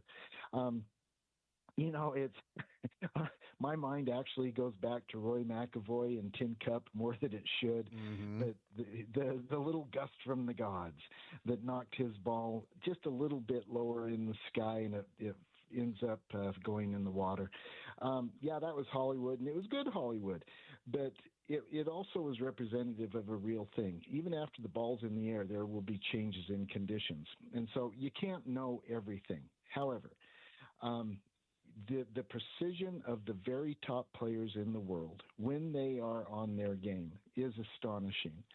And you hear these. The very best example is listening to Johnny Miller talk about controlling the flight of the ball and which score line on the club that you want to hit to achieve a certain trajectory. Phil Mickelson will talk about the exact same thing, controlling where on the club face that you hit the ball, and the result that it has in the spin and the flight of the ball. So yeah, these guys are that good when they are in control of everything. Now it's hard to get in control and stay in control, but they can get there. I have a couple questions because I just like to get to know some of these golfers, and I know that you know all of them. And I will just be watching a random tournament and be like, man, I've never heard of that dude, but holy smokes. So Siwoo Kim cards a 62 today. And I've heard his name, of course, and I know he's very good, but I feel like he's another. And look, they're all so good that when any of them lock in and start to make a run, it's impressive. But I don't know much about him, and he was good today with a 62. Tell me about him. Yeah, so Siwoo is one of these players that can rise and fall a little bit in the awareness of the public and everything. He has won 4 times on the PGA Tour, so he knows what it's like to lift a trophy. But he also will disappear for weeks or sometimes months at a time, and you kind of forget that he's out there struggling along, maybe missing cuts, just not making noise, and then he ends up getting in the mix again. And it's not a surprise when he gets in the mix because he has demonstrated an ability to do that. He has played very, very well in the President's Cups. He's been on those President's Cup teams, and I've already gone back to 2017 with Hideki. Let me go back to 2017 with Siwoo. He won a Players. And you don't accidentally trip your way into a Players Championship. So for 1 week, he was beating the best in the world on one of the greatest courses in the world. Don't know anything about Pearson Coody. He hasn't been as good today, but maybe I just caught him at the right stretch. There was like a 4 or 5 hole stretch yesterday where I was watching. And I felt like, man, this kid, he's got a lot of game. Maybe he can win this thing. I don't know anything about him. Tell me about him. Interesting player. He's a twin, and his twin brother is also on the tour. So it's Pearson, and it starts with a P, and now I'm blanking on his brother's name. Anyway, there's 2 of the Coody brothers on the tour. But the interesting thing to note here, and I know the Coody brothers are a little tired of hearing this, but their grandpa, Charles Coody, is a Masters champion.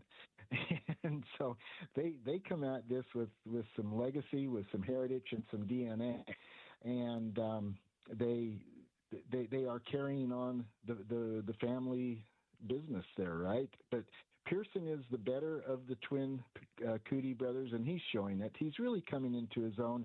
They had a very strong college career at the University of Texas where they played together.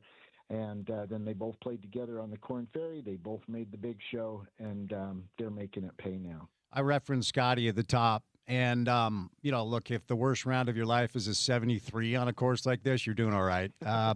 But he's coming now. 3 under today through 10.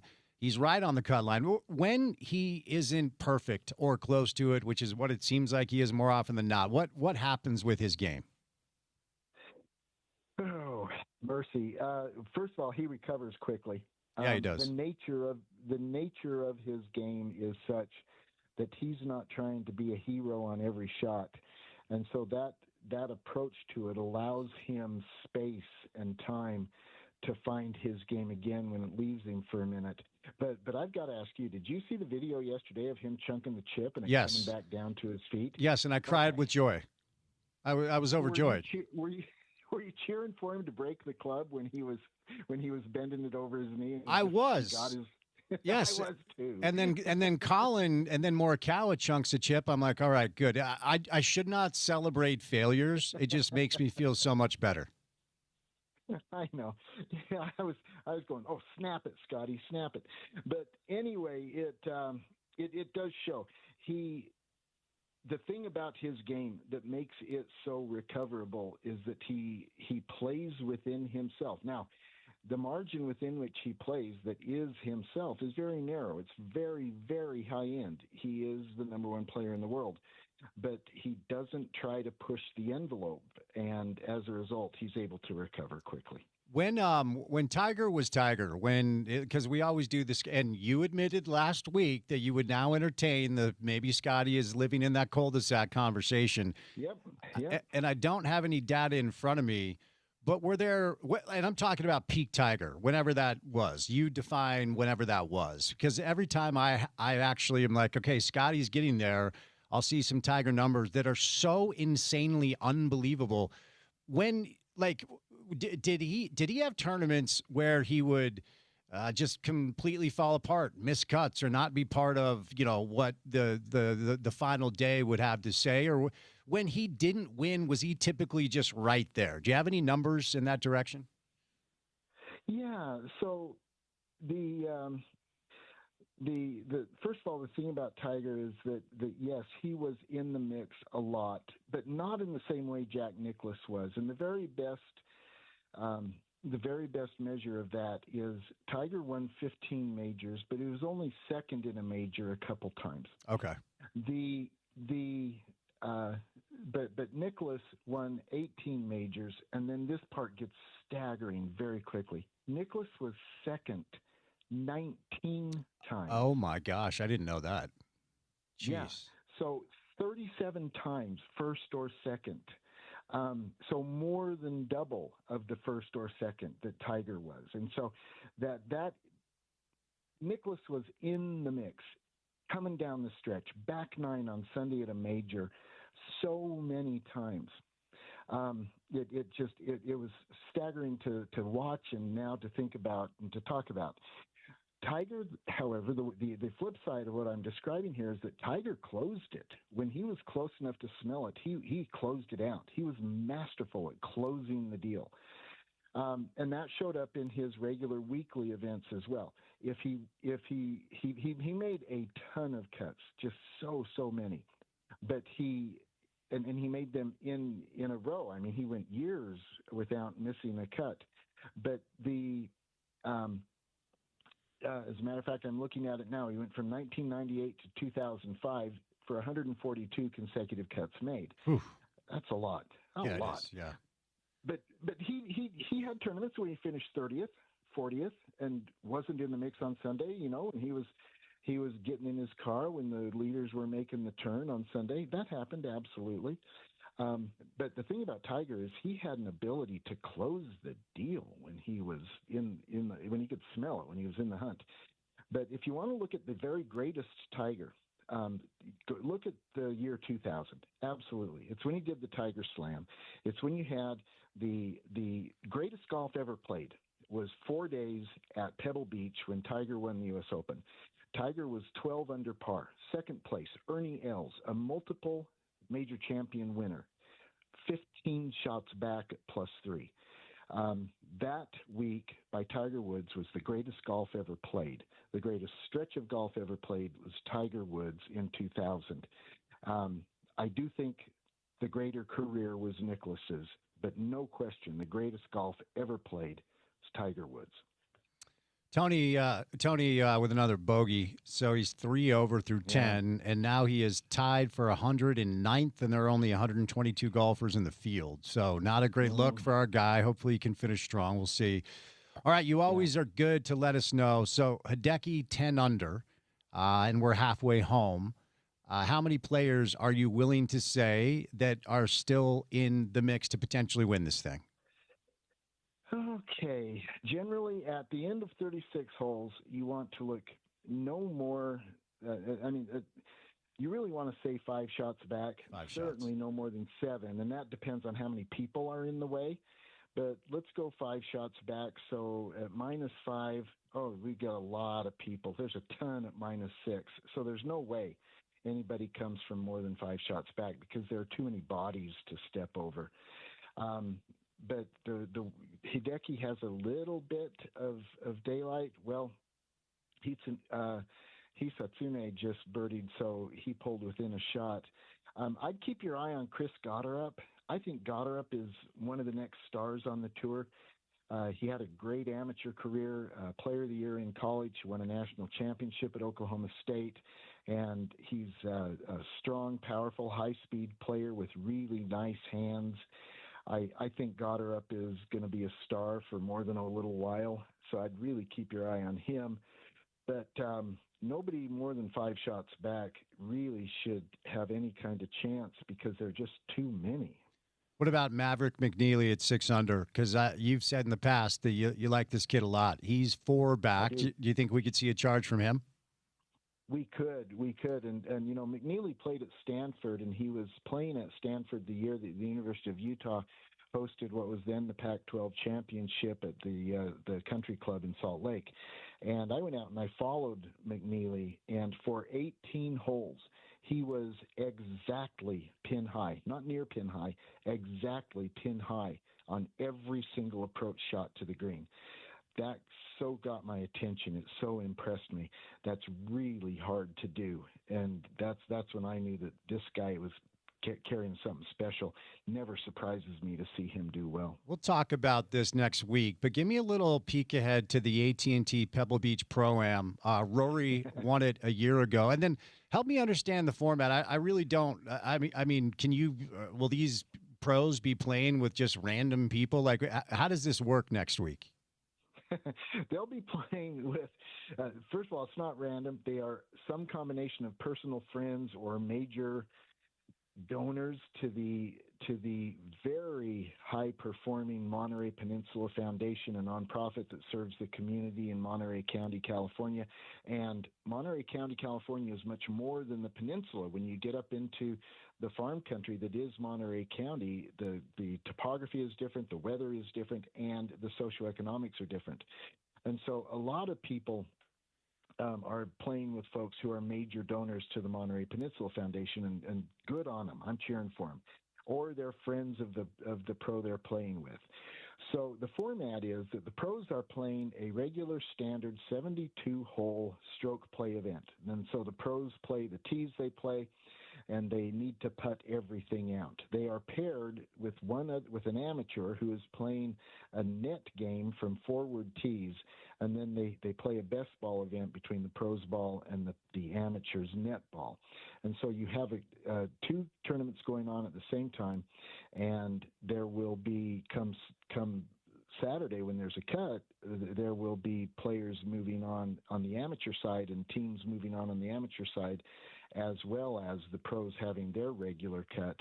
But both of those things are happening at the same time. How much cheddar are we talking about? What do you have to donate to be able to play alongside one of these guys? Better be 6 figures. All right. Well, I'll put some in a 401k and see what I can do in a couple of years. Do it. What's the because watching, I think it's 16, the par 3 with a gallery, right? With the waste management. Yep. Yeah. Okay. What the most amount of people that you have ever hit a golf ball in front of, Paul? What does that look like? Ooh, I haven't done more than a few hundred. Right. And there's 10,000 on the 16th hole. It's really interesting to see the evolution of the 16th hole over the years. You know, the most famous shot ever hit there was a young Tiger who knocked it in the hole, and then he did the raise the roof thing with his hands. You know, he's pumping his hands up, encouraging people to yell and shout for him. That's easy video to find on YouTube. Go look at it, but don't look at Tiger. Look at what's around him in the background, and you'll see that there's some grandstands like on a softball field down at the city park, and there are people standing around on mounds of grass. There's nothing like we see today. And what we see today is, interestingly, a temporary structure that has to be disassembled and reassembled every year because the golf course is in a floodplain, and so they can't build permanent structures. But it's a 3-story stadium that circles the entire 160-yard par 3 hole, and then, you know, it gets pretty noisy. It gets pretty raucous, and the players come in there and they know that they're going to be playing with a lot of noise going on and a lot of chirping from the crowd. And it's kind of like Cameron Indoor Stadium for a Duke basketball game. Everybody goes into it knowing what they're getting. and it's a lot of fun. I've been there an awfully lot over the years. I used to live in Phoenix. I played that course a great deal. Been to that tournament a lot, and 16 has evolved over the years. But I think they've really got something special there. All right, Paul, what's coming up on the radio program tomorrow morning? Tomorrow morning, we will kick off our exclusive Utah Golf Radio fantasy game. It's a backdoor fantasy game we call Jed X, the Jed X Jug, which is, of course, a play on the FedEx Cup. And we are not trying to identify the top players. This fantasy game identifies the bubble boys. We're trying to pick those players who will barely make the FedEx playoffs. And it's an awfully lot of fun. We kick that off tomorrow, and with Rob Bolton from PGAtour.com. He handles the fantasy pages for PGAtour.com, and he is a fan of the Jet X. And so we're going to get together with Rob Bolton and kick that off tomorrow morning. Going to be walking Forest Dale tomorrow and Sunday for a little 9-hole round, Paul. So I'll look forward to that. Thanks for the time. Enjoy the weekend, okay? We'll chat soon. Thanks. You too. Paul Pugmire, Utah Golf Radio. Time now for a PGA Tour leaderboard update. Hideki Matsuyama is your leader through 2 rounds. He's 10 under par after carding a 64 today. I have never heard of this next golfer, so bear with me. I believe it's Hisatune or something like that. So he's at 9 under. Never heard of him. 6 under today. Chris Gotterup was your leader yesterday, even through 11 today. He's still in 3rd place. Siwoo Kim has the low round of the day today at 62. And then it's John Perry at 7 under par. Akshay Bhatia, Kevin Roy, Michael Kim, and Matt Fitzpatrick also at 6 under par. Minwoo Lee, Stephen Yeager, Maverick McNeely, Sam Stevens, and then both Højgaard brothers. Wow. Right next to each other at 6 under par. Pearson Coody at 6 under, as is Sahith Theegala. He just made an eagle. Daniel Berger at 6 under par as well. And then we'll leave it there. Tony Finau has struggled mightily, and he is tied for 111th place. There are only 122 golfers in the field. He's 5 over for the tournament, 3 over today, but it is through 10. So he has a chance to maybe move up a little bit, but probably not playing the weekend. Scotty Scheffler, 3 under par today, which is good to get him over the cut line because he had a 73 yesterday. Jordan Spieth right on the cut line, as is Harris English. And then on the wrong side of the cut line, a couple of really, really good players. A lot of really good players, actually. Brooks Koepka, Austin Eckroat. You look at Peter Malnati, who won on tour last year, as did Billy Horschel. Wyndham Clark struggling, 3 over par as well. So this golf course is bringing a lot of really good golfers to their knees. Tony Finau is definitely not alone. You can get custom fitting at Uinta Golf by Worldwide Golf for the new Cobra Optim drivers. The new Cobra Optim is the first driver to optimize POI and MOI. Experience straighter drives and more robust distance. Uinta Golf by Worldwide Golf. Get their PGA Tour leaderboard update. All right, 2 hours down, 2 hours to go. The great Chris Kamrani is our guest, coming up next on ESPN 700.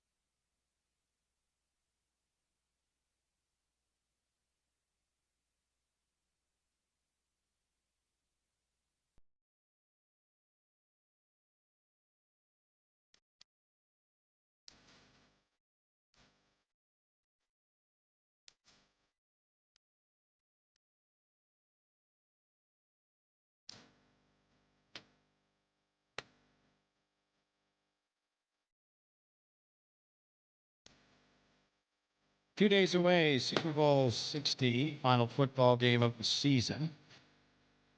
Most watched events on American television all year long. We're pulling our next guest away from the Waste Management Phoenix Open. If this not wrong, is kind enough to take a break from watching golf today. Who you got, CK? Who's going to win the event? Colin Morikawa, my guy, as always. Is that okay? Well, yeah, I mean, he's playing. He's not really in the mix. Wait, why are you a Morikawa guy? I mean, I'm a huge Ryder Cup fan, I know you are. and I think he's represented the Stars and Stripes well the last couple Ryder Cups. So, you know how I get pretty into it. Ryder Cup, man, it gets me rolling. Yeah. I mean, I didn't want to fire you up on a Friday, but here we are. I feel like you would like low key be a Seattle Seahawks fan. I don't know why. Am I onto something there? You are absolutely not, man. You should know this. Oh, Bay Area. Grew up in the Bay Area, man. Yeah, Come on. Yeah. Folks took me to Niners games growing up. How dare you? That's right. My bad. It's such like a hipster city. I felt like there might be a part of you. Well, I love it. It's one of my favorite cities. Sure. So you're onto something there. I have very close friends who are Seahawks fans, but it is okay. We'll just put it out there. Levi's Stadium's a terrible place to watch a football game. Mm-hmm. It's the most sanitized, boring, Silicon Valley ass setting that you can imagine. And granted, going up to games at the Candlestick Park when I was a kid, not exactly a warm and welcoming place, but it had character. And man, like just seeing because obviously the world revolves around how the Super Bowl week is run for media members and nobody else, matters. But folks out there don't seem to be enjoying the fact that you have to go from San Jose to the city, which is like an hour and a half drive each way. I wouldn't be surprised if Dear Levi's gets another Super Bowl in the near future. Yeah, and I concur on the thoughts on the venue. The wildest live NFL in-person experience I've ever had was when I went to see the Oakland Raiders play with my buddy Brandon, who's a big Raider fan. We walked in, and on the concourse was like a plastic table set up, and they were selling $5 Jack Daniel's shots, and the sign was written like it was handwritten. It was the wildest thing I'd ever – and this was like 20 years ago. It was the wildest – What? I don't know how many in-person NFL experiences you've had, but is there a few that stand out? I think all of them were at Candlestick. I went to one Raiders games at the Coliseum.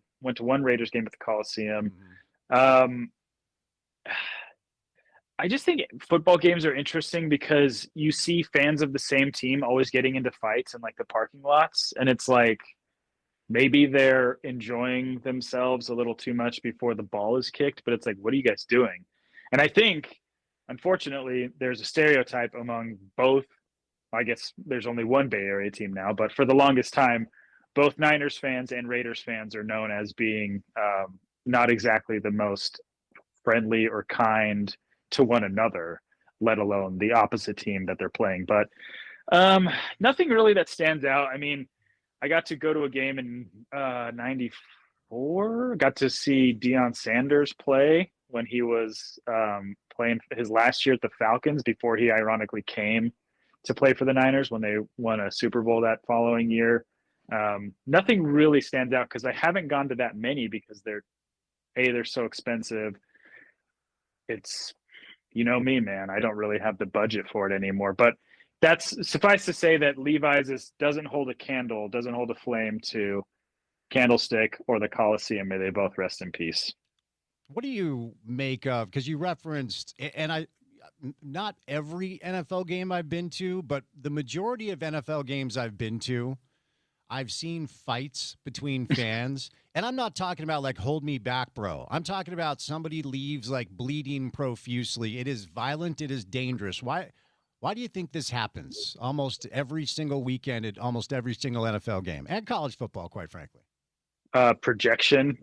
Folks who want to believe that they have as much writing on the game as the players or the coaches or whatever. Like, I don't know, man. I do think, I mean, it's our livelihood. It is enjoyable to watch, but the culture around it to me is always going to be so fascinating that people take it so seriously. In any sport, I know you can make that argument for any sport, but American football to me is always so funny because it gets people riled up to a level that I just don't think we have here. I mean, you see, like you would expect when we think about fight, like hockey. Hockey has the best fights, but you don't see fans going at it. You're right. Every football season, there's a you could wait for the weekend to end, and there's going to be a viral video from somewhere around the country, whether it's college football or the NFL, with two people going at it. I mean, Spence, I went to Dublin for that week 0 game, and there was a fight between Avery Johnson's dad and his brother, and it went viral. That's right. Yeah, I forgot about like that. like what are we doing, man? I don't know. To answer your question, I think part of it is projection. These people that pour so much like emotional energy into it, and then part of it is, probably has to do with, consumption for the most part, and that would be my guess. Yeah, and the Delta Center is not a football arena, and I don't know who Candice Perusi is. Oh, she's from Harriman. Okay. Well, currently you cannot bring a sign into the Delta Center, but there's a piece of legislation that would allow you to bring a firearm into the Delta Center. And I feel like maybe the last people on earth that should be carrying their firearm are sports fans after 5 or 6, IPAs. Your thoughts on this? Not even 5 to 6 IPAs, 5 to 6 Diet Cokes, man. Sure. Yeah. Listen, I've actually seen some stuff go down at the Delta Center. I was at, okay, I'm going to need your help. That was one of the last years of the John and Carl era where the Mavericks came in and won like a game 5 and eliminated the Jazz. Correct. And these two Mavericks fans had these really nice felt black cowboy hats, and a Jazz fan came up behind them, took them both off, and threw them over the balcony to the lower level. Oof. And it was all out like chaos and madness. So I don't know if Jazz fans still necessarily get down like that anymore, but that's an interesting tangent to go along with your reporting that, yes, it seems to be on the docket that some legislator in the state of Utah wants to allow Jazz fans to open carry inside the Delta Center, which is concerning for a billion different reasons, let alone the fact that, like, do you forget that you have to walk through metal detectors to make sure that you don't have weapons on you? That's the whole point, right? Like, you have to put your keys and your phone and your wallet to the side, and somebody waves you through like you're going through like TSA. So what?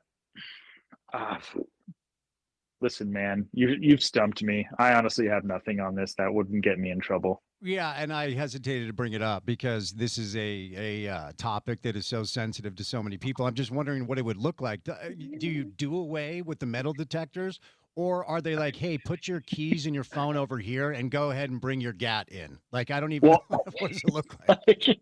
It's like, do you remember when you were a kid and you always wanted those like maroon colored Swiss Army knives, like the old school ones that like you were so stoked about? They're like, not gonna, we're not, you're gonna need to take that back to your car or leave it here with us. But please feel free to walk in with your, I don't even know the name of a firearm, a Glock. You can just say Glock. Yeah. Yeah. Okay. I remember after 9/11, when everybody, like, security was tightened everywhere, like all over the place, every venue, airport. It was not too long after, a few months after, I went to a Jazz game and I walked up to enter and everywhere was locked down. And the guy was like, hey, do you have a gun? And I was like, no. He's like, okay, you're good. I'm like, wait, that's it? That's all. We're just trusting folks. Like, the security at the Delta Center, even post 9/11, was never anything that, do you have a gun? No. Okay, you're good. Like, wait, there was no metal detector set up. They were basically Scouts honor. Okay, you're good. Like, that was the deal then. You reached into your pocket and you said, "Sir, I have this beeper, and I'm waiting for this girl who I met at the show last night For at real. this." and she might beat me. So that's all I have. That's all I have with me right now. You know your boy carried a beeper. You know I had know a you beeper. did. Oh, I know yeah. you did. Absolutely. Absolutely. Once upon a time. While we're in this space, Oklahoma State became the latest fan base to join the the most estimate count I think is 12 or 13 when BYU was there to play. And, you know, the game did not go BYU's way, but that's not the question. Another fan base has elected to utilize this F the Mormons chant. And I know there's a portion of people online that they're claiming that they said the ref's a Mormon. They didn't. Okay. Wait. Is There's that a real thing? It's a real thing that, like, because I sent out a tweet and put something on social with the opening segment I did yesterday, and somehow Oklahoma State fans got a hold of it. They're like, they were saying ref's a Mormon. I'm like, no, they weren't. Like, it doesn't even sound the same. Okay, and everybody, it's not even close. It is. It's just what people do now. It's like they tell you that you don't see what you're seeing and you don't hear what you're hearing. They just completely flat out deny, muddy the zone, flood the zone, muddy the waters, and then wait for everybody to move on to the next thing. It's a direct reflection of the people that are leading our country. It's just what everybody does now. But we talked about this in November when it happened last, and a great mind told me once upon a time, radio's not linear.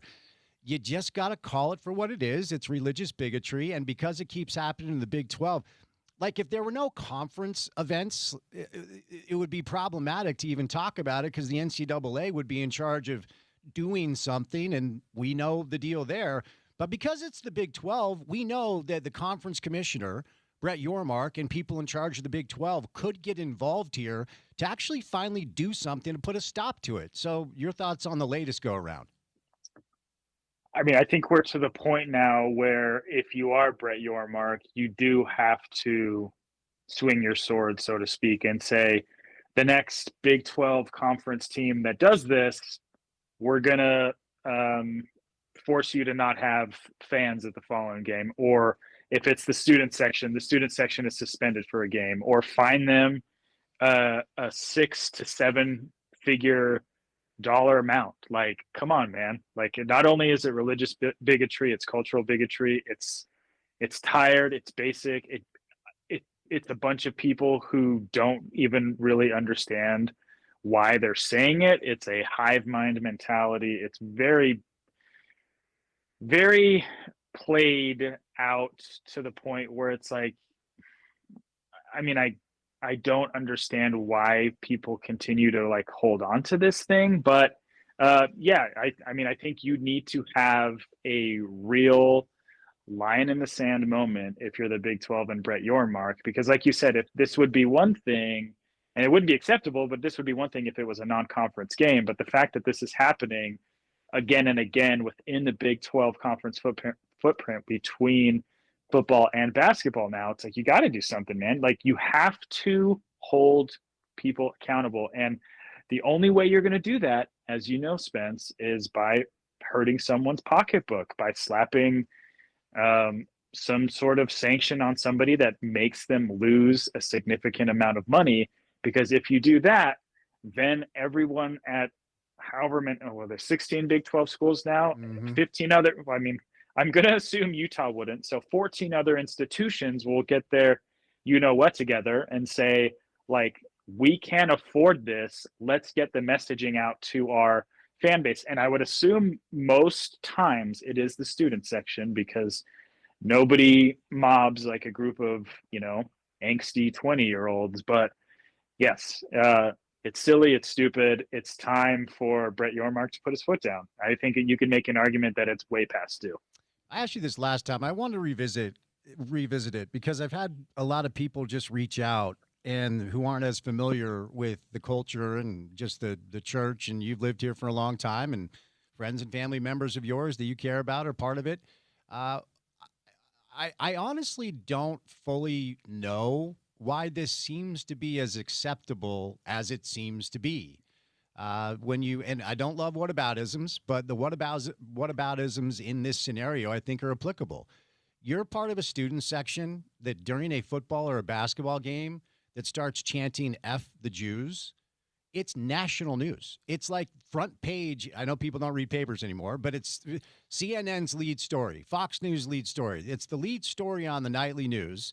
If a group of football fans decided to launch into an F the Jews chant or whatever, there are fans that are banned for life when they're caught using racial slurs, which they should be, by the way.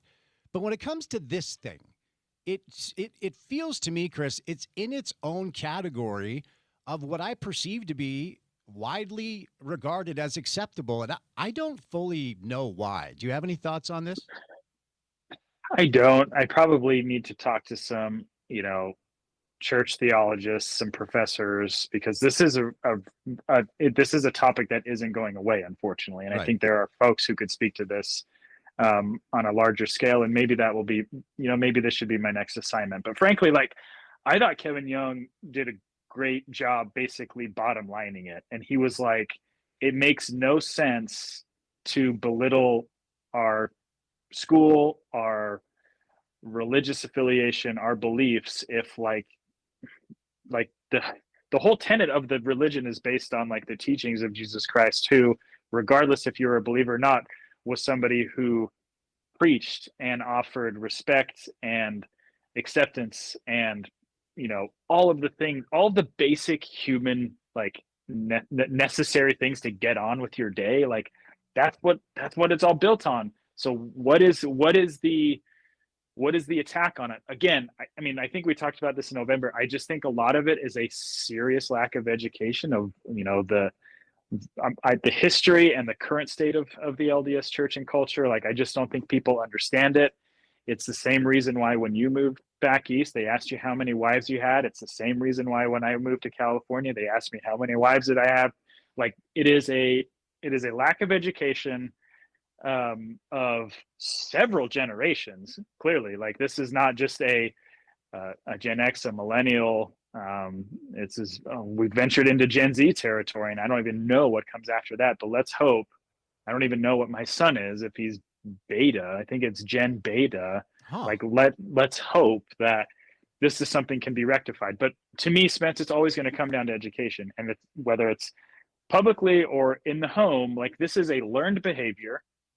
First and foremost, we have to call that out. I understand the desire to be part of a group, to be part of something that you represent in the moment. But if you're going to join into something where you are vilifying an entire group, a population of people, and do it so awfully, you better be prepared to reap what you sow. And unfortunately, no one has yet. And that's my whole point with what the conference needs to do is you need to put in to writing a bylaw or something that will hopefully prevent this in the future. But the next time somebody does this, they need to bring the house down on them. Yeah, I mean, look, regardless of behavior patterns, when you get away with something over and over and over, I think part of human nature is you're going to keep doing it until you actually suffer consequences that register in your mind. I need to stop this. You're going to keep doing it. And until there's something real that's on the table, we're going to have the same cycle where and look, maybe it's only 10 to 15 frat boys who were able to sneak some Jim Beam, but it's irrelevant because there's a broader picture here.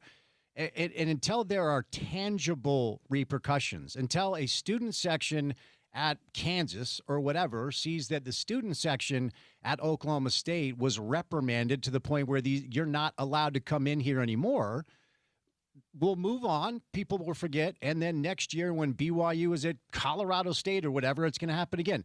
There has to be something real as far as a fine or you're not allowed to come to games anymore. Something actually concrete and tangible has to happen for repercussions for this to stop.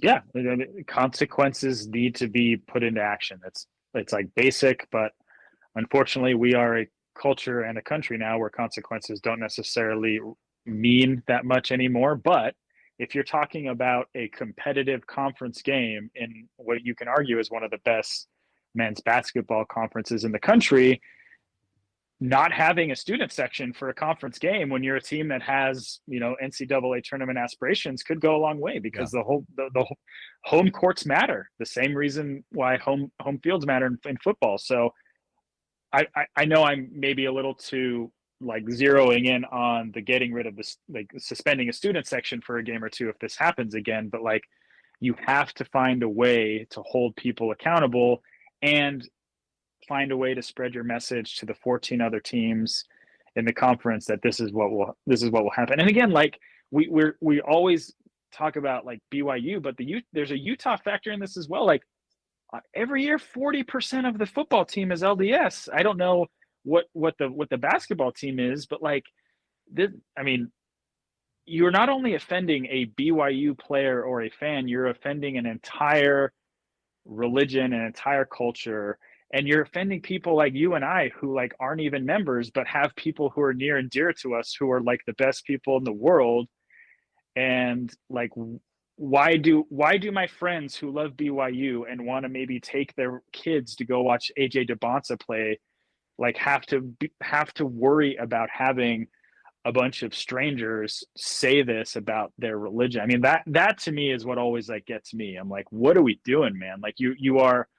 You are taking the hype and the excitement of a game and trying to gain an edge, so to speak, by providing such a vile way of getting a message across when there are, I know it maybe sound tired, but it's come on, man, there's kids there. There's every BYU game, wherever they go, there's going to be at least 1,000 visiting fans. They might not be sitting together, especially in football. So what are we doing here? Right. No, you're spot on. Good thoughts there. And, ultimately only time will tell, but for me, I want to keep talking about it until something actually happens. If somehow, some way, one of these conversations lands in the office of Brett Yormark, maybe he'll open his eyes. But let's stay in the BYU basketball space for a moment, and we'll transition to actually what's happening, because I find it really interesting. And I will admit that on paper, I thought this was maybe the best college basketball team we've had in our state since Rick had Andre and Doliak and Britt and Van Horn and that whole group. And they've lost 4 of 5. And honestly, I've watched every BYU game this year. They're probably the 6th or the 7th best team in the Big 12. Now, the team last year caught fire at the end, so maybe they will. They've got Houston coming up tomorrow. I'm actually going. I will be at the BYU Houston game. I have not been to the Marriott Center in a number of years, but Big Dave is in town. We're going to go check it out. You betcha. You got it. And by most estimates that I've read, people believe BYU probably spent between $11 and $13 million on this roster. They have maybe the number 1 overall pick in the draft in AJ DeBonsa. I think they have 4 pros. Now, Keba Kate is probably going to make a living overseas. He's just not tall enough, and he doesn't shoot it very well to play NBA basketball, but that kid is an unbelievable athlete. And I just wonder where BYU fans are at with this, and also the people that wrote the checks to make Kevin Young the 2nd or the 3rd highest paid coach in the Big 12 and spend $11 to $13 million on a roster that at this point is trending towards a 5 or a 6 seed and might win a game in the tournament. And again, I will admit to being completely wrong as of now. What do you make of where we find ourselves with BYU basketball? Well, there are 2 trains of thought. There's a glass half full train of thought, and that is, let's wait till March, because that's really all that matters. I don't know how much raising a Big 12 regular season conference time. I guess that matters, but this money was spent to see this team make at minimum, I think, and you can correct me if I'm wrong, at minimum, an Elite 8 run. For sure. Right? Yep. So, Mm-hmm. and that's still on the table. And we've seen plenty of 5 to 6 to 7 seeds do that in recent years, and they're talented enough to do it. The glass half empty view is, okay, why did we spend $11 to $13 million to see this team lose potentially 4 or 5 games in a row, look like they don't know how to play defense together? It's an interesting give and take right now, because I think it's so easy to overreact in the moment. But again, the reason why they spent money on this team isn't because of a midweek game at Oklahoma State in February. They spent money on this team to see what they can do the third, fourth week in March and maybe into the first couple weeks of April. I think they're good enough. I just don't know. Like you've mentioned, their depth is a tremendous issue. Like once you go to the bench, I don't know like who's coming in to be the I'm trying to think of an old school Lee Kumard. No, Lee Kumard was a starter. I'm just thinking like who there were guys back in the day. Your guy Trevin Nell. They don't even have a Trevin Nell off the bench to come in and hit 6 or 7 threes. Like that's what they need, right? Your guy. We have not had a Trevin Nell reference on the show all year. That's why I'm here. Oh, thank you for that. No, it's lack of depth, and they don't protect the rim very well either. Now, it's interesting because Utah couldn't score in the paint against them, and most of the big teams in the Big 12 are dominating BYU in the paint. They get off to weird, bad starts against like everybody, even Utah.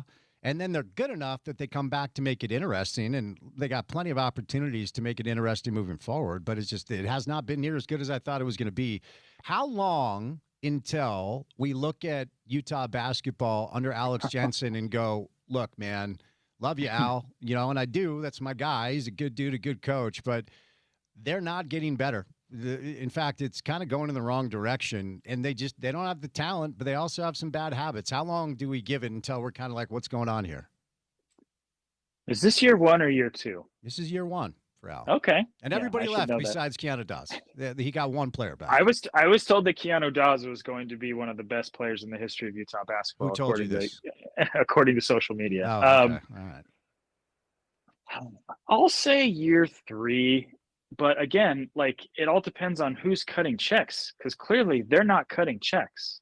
And they cut checks to sign Alex to bring him off the bench in the NBA, but maybe it was just too late in the game to piece together a viable roster.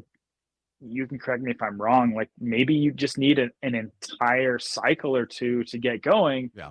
But in the portal era, it's like the portals, correct me if I'm wrong, the portals, there's going to be one portal open for all sports, right? Or are there different portals for basketball? I think there are different portals now for basketball, but I believe that they're also trying to limit the portal to one window in hoops. I'll look that up. That's my best guess, I think. But basically, you just have to be ready to open a checkbook and be like, how much? Right. That's it. And like beyond that, one thing I will say, and this is something that I think the last few Utah head coaches weren't able to do as well as BYU coaches were to keep premier in-state talent at the Huntsman Center. Yeah. Like too many kids either went to BYU or in the case of like a Colin Chandler went to Kentucky. There is so much talent in the state of Utah that like, I think if you're Alex, you can't really afford to let guys like that slip through the cracks anymore, especially guys up north, like in the Valley, Davis County. Like you have to be able to get those guys because those are going to be pillars of your program. They're local kids. And we've seen like you build programs around local kids. There's a reason why, BYU is good. Yes, they have AJ DeBonta, but like Keba Keita and Richie Saunders are both like Utah prep kids. They went to high school here. So you have to be able to find those guys. And when the portal opens, you just have to be able to spend money. And I just don't think Utah has been able to, or maybe they just haven't opened their checkbooks yet. Yeah, that Colin Chandler kicking ball, man, he's a good player. All right, one more thing, and I'll set you loose. And look, I know that the NBA is a little woke for you. I know the NBA is making it hard for conservatives to cheer for them. But the Utah Jazz, Chris, the Utah Jazz have taken a step forward. They have made a front-facing, forward-facing, let's do this move for your guy, Jaren Jackson Jr. A little buzz in the market about our pro basketball team, huh? Triple J. Your guy. It was about time they got into the mix. They sharpened those elbows up and they said no more. They said tank note will only last 8 more weeks.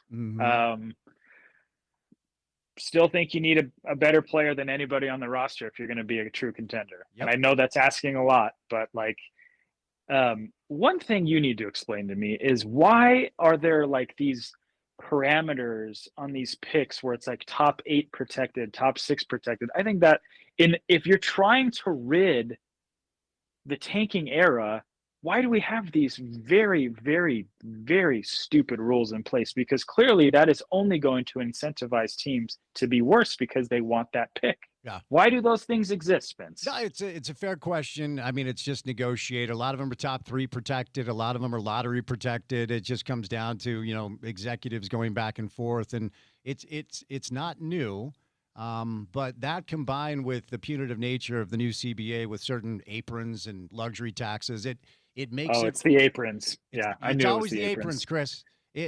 What it does is it makes it really hard to build a team that can last for longer than 3 or 4 years at a high level. And Adam Silver has done that intentionally, and his idea is for everybody to have their shot at some point.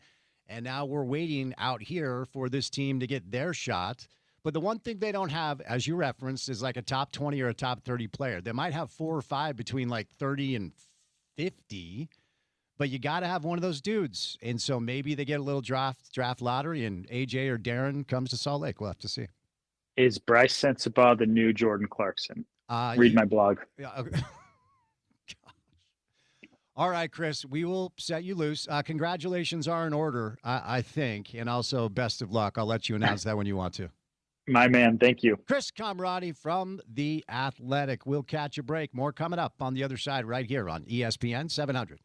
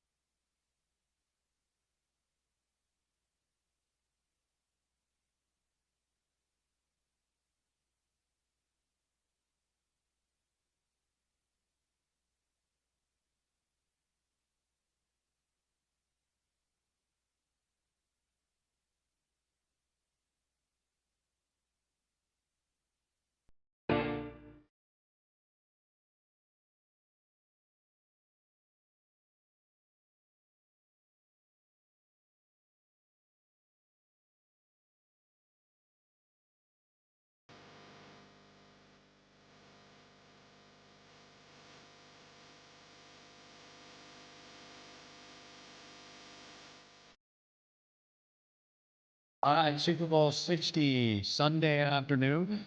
Yeah, I'm saying it's 4 o'clock or 4:30, I should say, Mountain Time for the pitch. Probably going to be closer to 5. Reminder, you can hear the game on our radio station here on ESPN 700. We are your home of the NFL and college football, the biggest and best football teams in the market. All right, pumped to see my next guest on the rundown because it has been too long. My favorite about football with my buddy Pete Jones. Friday, man. How you doing? Happy Friday, Spence. Good to hear from you, man. I apologize for being late. I misbehaved with the clock, but I do want to start with I need to know the update. I mean, back in the day, you joined us from The Athletic, Sports Illustrated, The Ringer. You've got a couple of pods going on. What's the update, Kalen? Yeah, so I've been working as an associate producer for Netflix's Untold, the sports documentary series. They've done the Manti Te'o doc, Johnny Manziel, Mouth at the Palace. Was their debut back in 2020 or 2021. Forgive me for not remembering, but I've been here for the past 2 years. So as you mentioned, all those stops in sports journalism, and as you guys have seen, the Washington Post going under, it's been tough for sports writers to navigate, but been fortunate that I landed on my feet in a, still sports media adjacent. It may not be journalism, but it's something, right? Let me ask you about that as an actual journalist with the Washington Post. I mean, it was a staple in my house growing up back in the Northeast, and so many incredible sports writers over the years. But the death of the Washington Post sports section, Kalen, give me your thoughts on it. It's tough, man. It really is disheartening. For me, as you mentioned, it was a staple for you. It was a staple for me, as I finally started to take sports journalism seriously. It was an institution, and it was somewhere that, that I ultimately wanted to land at. It distinguishes yourself as one of the best sports writers in the country. You work for a handful of outlets, and, LA Times, the New York Times, the Washington Post, and ESPN really were at the top of the food chain for me until obviously things have evolved within the last decade. The rise of the Athletic, and obviously, unfortunately, diminishing of those outlets that I mentioned. The newspapers, dying is supremely disappointing, and so I think I tweeted about it's hard to suggest what. The kids who want to be sports writers, it's what do you tell them now? Where is a destination spot to go? Richard Deitch, who used to work at The Athletic, he's one of the best sports media minds out there. He did his podcast, and he mentioned, there are no destination spots. There's no safe harbor for sports writers anymore. And it's sad because even breaking into the blogging space is challenging. All of it is really much under siege. And obviously, we're humans. We evolve, time changes, and, you get with them. But, for people like me who dreamed of writing and not necessarily being on TV or doing podcasts and stuff like that, you have to evolve. And it's just super unfortunate that those institutions no longer exist. I got to ask you about the Manti Te'o doc. Now, there's a local tie. Manti is a member of the LDS Church, and there was a time where we all thought he was going to play his college ball at Brigham Young. And Right. First of all, really cool that you had that opportunity to be a part of it. Well done. It was awesome. And, dude, I will never forget that day because the Manti Te'o story captured all of us. And it was almost a daily topic on my radio show. And as the story goes with the tragedies that, happened to him and losing, the family member, losing the grandmother, and then the word came down that he had also lost his girlfriend. And, it was such a heartwarming story. And I can remember there are very few radio shows that I can remember where my producer, hits the talkback button and starts to say something in my ear, like, we have to scrap the rundown. You won't believe what just happened. And my producer at the time sends me, I think it was the Deadspin article, and I'm trying to start the show and in real time digesting what was happening and just blown away while learning that we all had been swindled and we all had been lied to, and then trying to process it in real time. And look, I just want to know what it was like for you to work on that project and what your main takeaways were. And Spence, sorry to cut you off, but just to be honest with you, I didn't work on it. I was I got hired a little bit after that. But Oh, okay. the team is fantastic. The guy who directed it is awesome. As he walks out of his car right now, actually, I'm standing outside. So, no, the team is brilliant. What they're able to do as far as like visual storytelling is awesome. So, I did work with Jack Dickey though, like who was interviewed for that. Like, okay. Because I was at Sports Illustrated at the time. I see. All right. Well, anyway, it was an unbelievable. I thought you were part of it, but I appreciate you correcting me. It was a really cool piece. Ultimately, though, there are some that are coming out that eventually, whenever Netflix allows me to say I'm working on them, I'll make sure to let you guys know. We can definitely talk then. Well, let me ask you this, since I already unpacked a 20-minute question unnecessarily. I really thought he was finally, I don't know how many people watched it that knew the original story, but I really thought he did come across as a very sympathetic figure and ultimately probably the victim in all this. Is that fair to say? Yeah, 100%.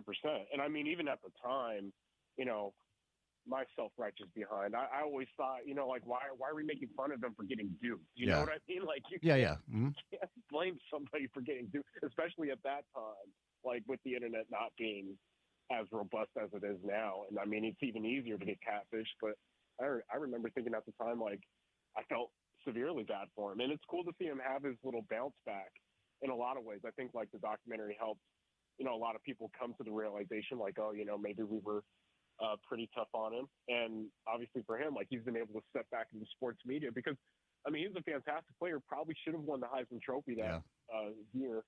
And, obviously, like, it's a very bright football mind. I've enjoyed seeing him on TBS, I believe. And then, obviously, he's done some of the Netflix Christmas coverage as well. So, yeah, I'm very glad that, it's vindicated him in a lot of ways and, gives us, a little bit more caution when stories like that do emerge. Like, we're much, I think, as a society, better equipped to take a beat before,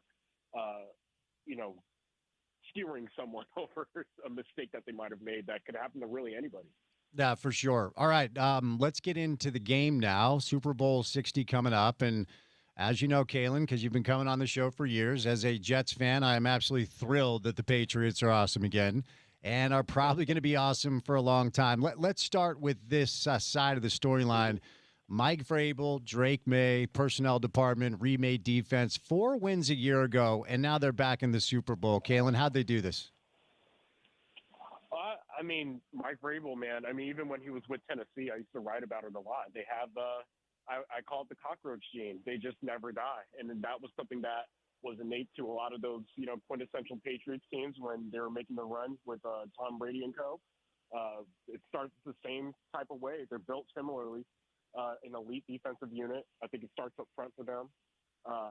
What we see now, guys like Kayvon Chasson, Christian Bordeaux, or Barrymore, like there's a lot of players within that front seven that can make a difference that aren't necessarily household names. And then you have playmakers within the secondary.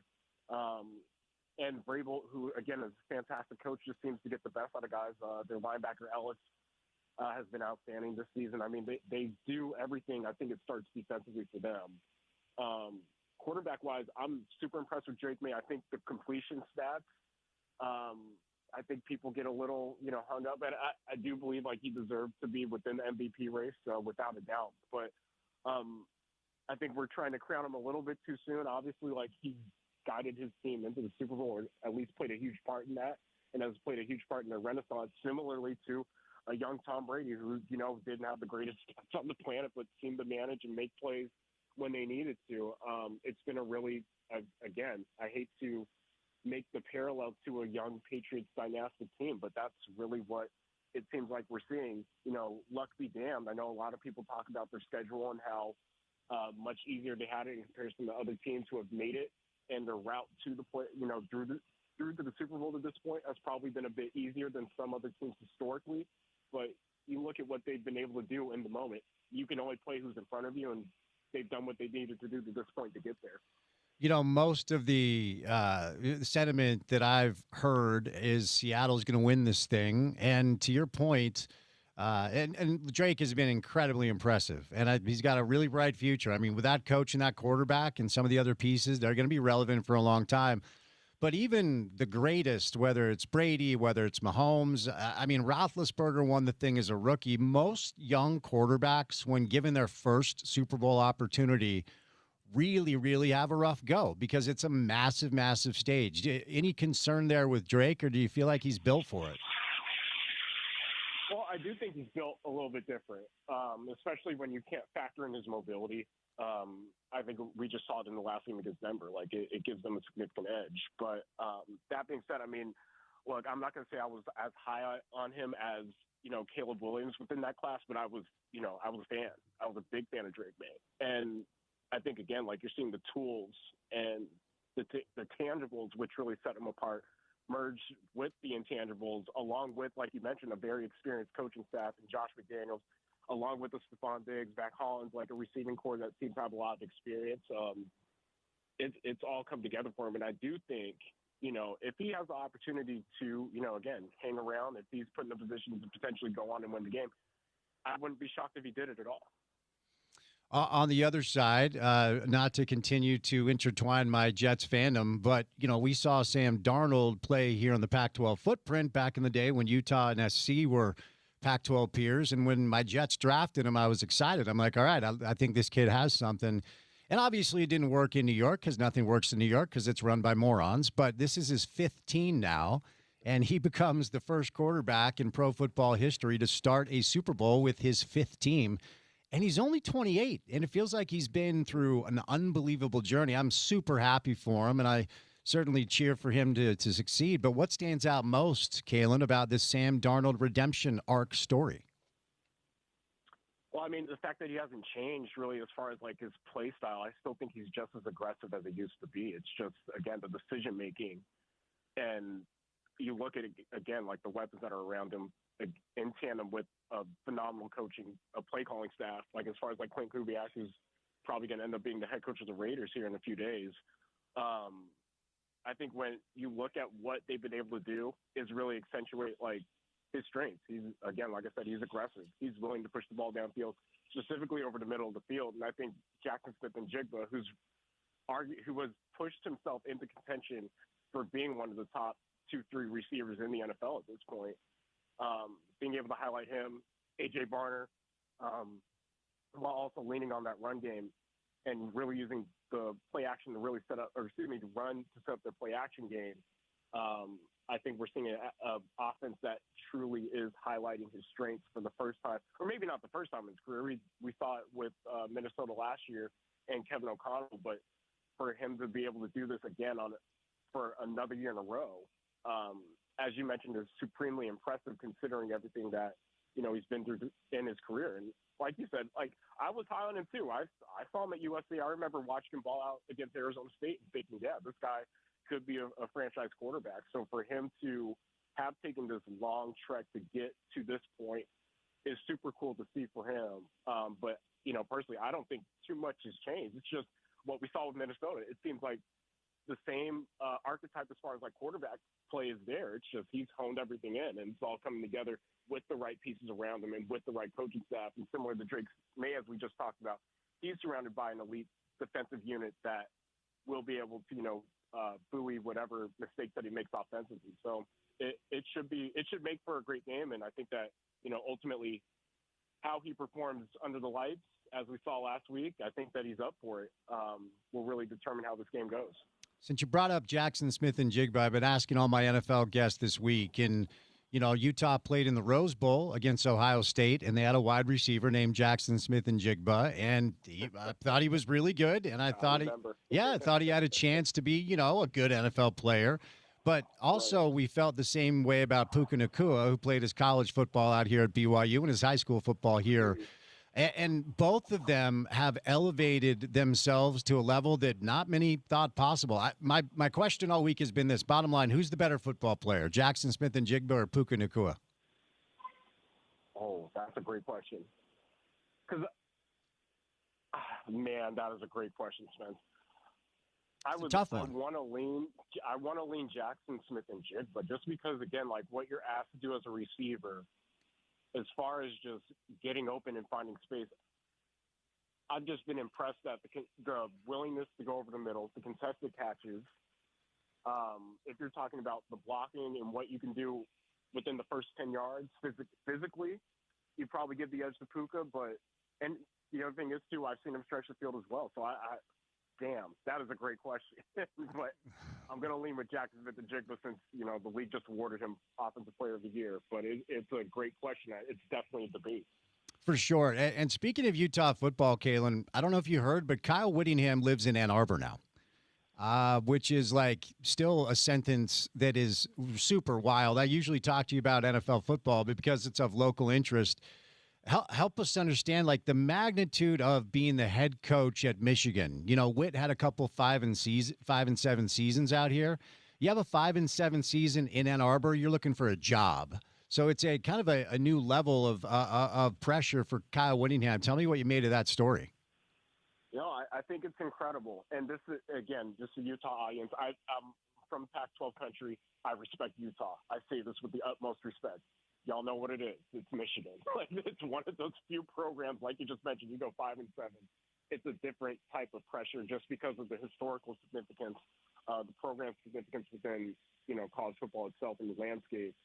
I'm happy for him. And not, again, this is not to diminish what he did at Utah, but I do feel he deserves a chance to go to a program that has ample resources and is amongst those heavyweights. And I think, like, for him to be able to have this opportunity at this point in his career, I totally thought he was going to step away and retire. I'm shocked that he's willing to take this challenge on, but I'm rooting for him. I do think he is one of the most underrated coaches in college football to this point, and I'm really excited to see what he can do at Michigan. But yeah, like you said, it's a titanic opportunity for him to close out his career at one of the most historic programs in college football history. So we'll see how it goes. All right, before I say you lose with a couple minutes left, here's how I'll phrase the question. Let's go one team at a time, and we'll start with New England because they are the underdog. And the line hasn't moved. It's pretty wild. There's an estimated $2 billion going to be bet on this thing, and Seattle's still a 4.5-point favorite. But New England pulls off the upset on Sunday, Kalen, if what? If Sam Darnold sees ghosts. That's really the only way. I think, like, if he reverts to – I mean, he didn't play massively great over the course of the second half of the season, but – look, if he turns the ball over a little bit too much, and as I mentioned, Vrabel and the Patriots, they know how to game plan for an opponent. I imagine they're going to try to outpossess Seattle as much as they can and limit possessions, which means they will sit on the football as much as possible, giving Sam Darnold fewer opportunities. If he makes too many mistakes, I could see New England, being able to capitalize on those. And then simply on the other side, as the favorite, most people are leaning Seattle. Sounds like you are as well. How do they get this done? What's that look like? Again, playing clean football. As long as they don't turn the football over and shoot themselves in the foot, really, I just the talent gap is too wide when you talk about what they have offensively in terms of the weapons and the firepower, the ability to generate explosive plays. If they hit again, like just 2 or 3 of them. I think if, as long as their defense plays to the level that we've seen to this point, I would be shocked if they don't win this game by at least 10 points. Like, I just don't know how. I mean, I know how, but I would be shocked if Sam Darnold just has a bad game to this point. They seem to be able to coach up and game plan really, really well to this point. And I think Seattle's going to come away with a pretty comfortable victory like most people do. Are you allowed to tease any of your upcoming projects? So next time I have you on, I don't ask you a 10-minute question about something you didn't work on. I wish, man. All right, bud. Forgive me. I forgot to clear this with the boss, so hopefully I don't get chewed out for even talking about that. But no, I'll make sure. That's the thing, Spence. Once they're out, we can definitely rap about them for sure. I promise. Kalen, the biggest upset is if the CEO of Netflix is listening to Sports Talk Radio in Salt Lake City. My guess is you're safe, buddy. Dude, you would be surprised when the last time you guys had me on, I got chewed out. Oh, okay. Well, sorry about that. But nonetheless, no, it's okay. Yeah, nonetheless, man, I'm sorry about the clock today. We were a little bit late, but it's always a pleasure catching up. I'm glad you're well. Reach out if we can do anything for you, okay? Absolutely, Spence. Appreciate you guys. Caitlin Jones used to join us when he was with The Athletic, Sports Illustrated, and The Ringer. He's now with Netflix and did not work on the Manti Te'o documentary, as we learned earlier. All right, 3 hours down, 1 hour to go. Final hour of the show on a Friday afternoon comes your way next on ESPN 700.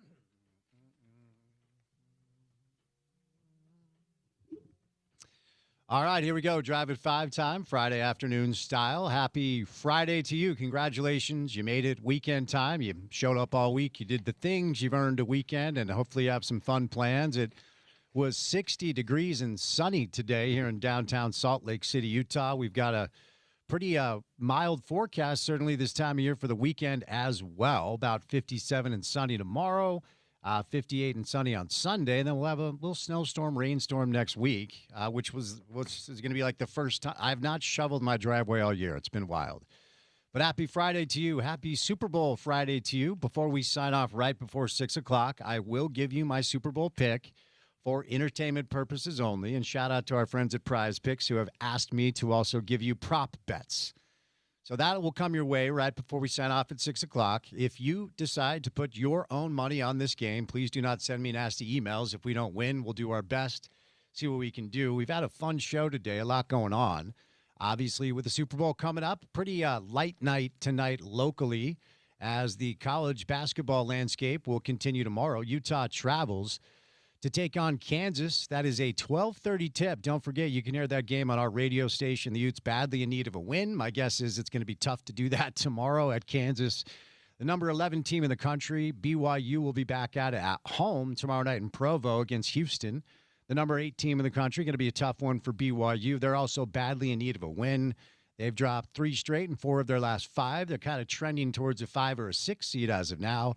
Utah women in action tomorrow against Iowa State. You can hear that game here as well. And then Utah State, who deserves a lot of credit for having another unbelievable season in the Mountain West Conference, is at Wyoming. Jazz are off tonight after allowing Atlanta to beat them. 8 players available. Larry Markkinen played 23 minutes. The tank continues tomorrow night at Orlando, and maybe the debut of Jaren Jackson Jr., and some of the other pieces that were added in the draft. Not sure. We haven't heard anything in that direction. Busy night in the NBA. If you're looking for something to watch tonight, the Knicks and the Pistons tip off in about 20 minutes on Amazon Prime. 2 of the best teams in the Eastern Conference. You got a little Heat, Celtics as well. Let's see. Well, that's really about it. 2 good games in the NBA is what I'll say tonight. As far as the men's college basketball action, UConn St. John's will be a really good one. At Madison Square Garden in New York City, the number 3 team in the country, the UConn Huskies, taking on St. John's, ranked number 22nd. Both teams, of course, out of the Big East. All right, Black Crows and Whiskey Myers are taking over the Utah First Credit Union Amphitheater on August the 13th. Tune in to OC's show at noon for your chance to win a pair of tickets. More details at ESPN700sports.com. Stick around. Be right back on the other side of a quick break right here on ESPN 700.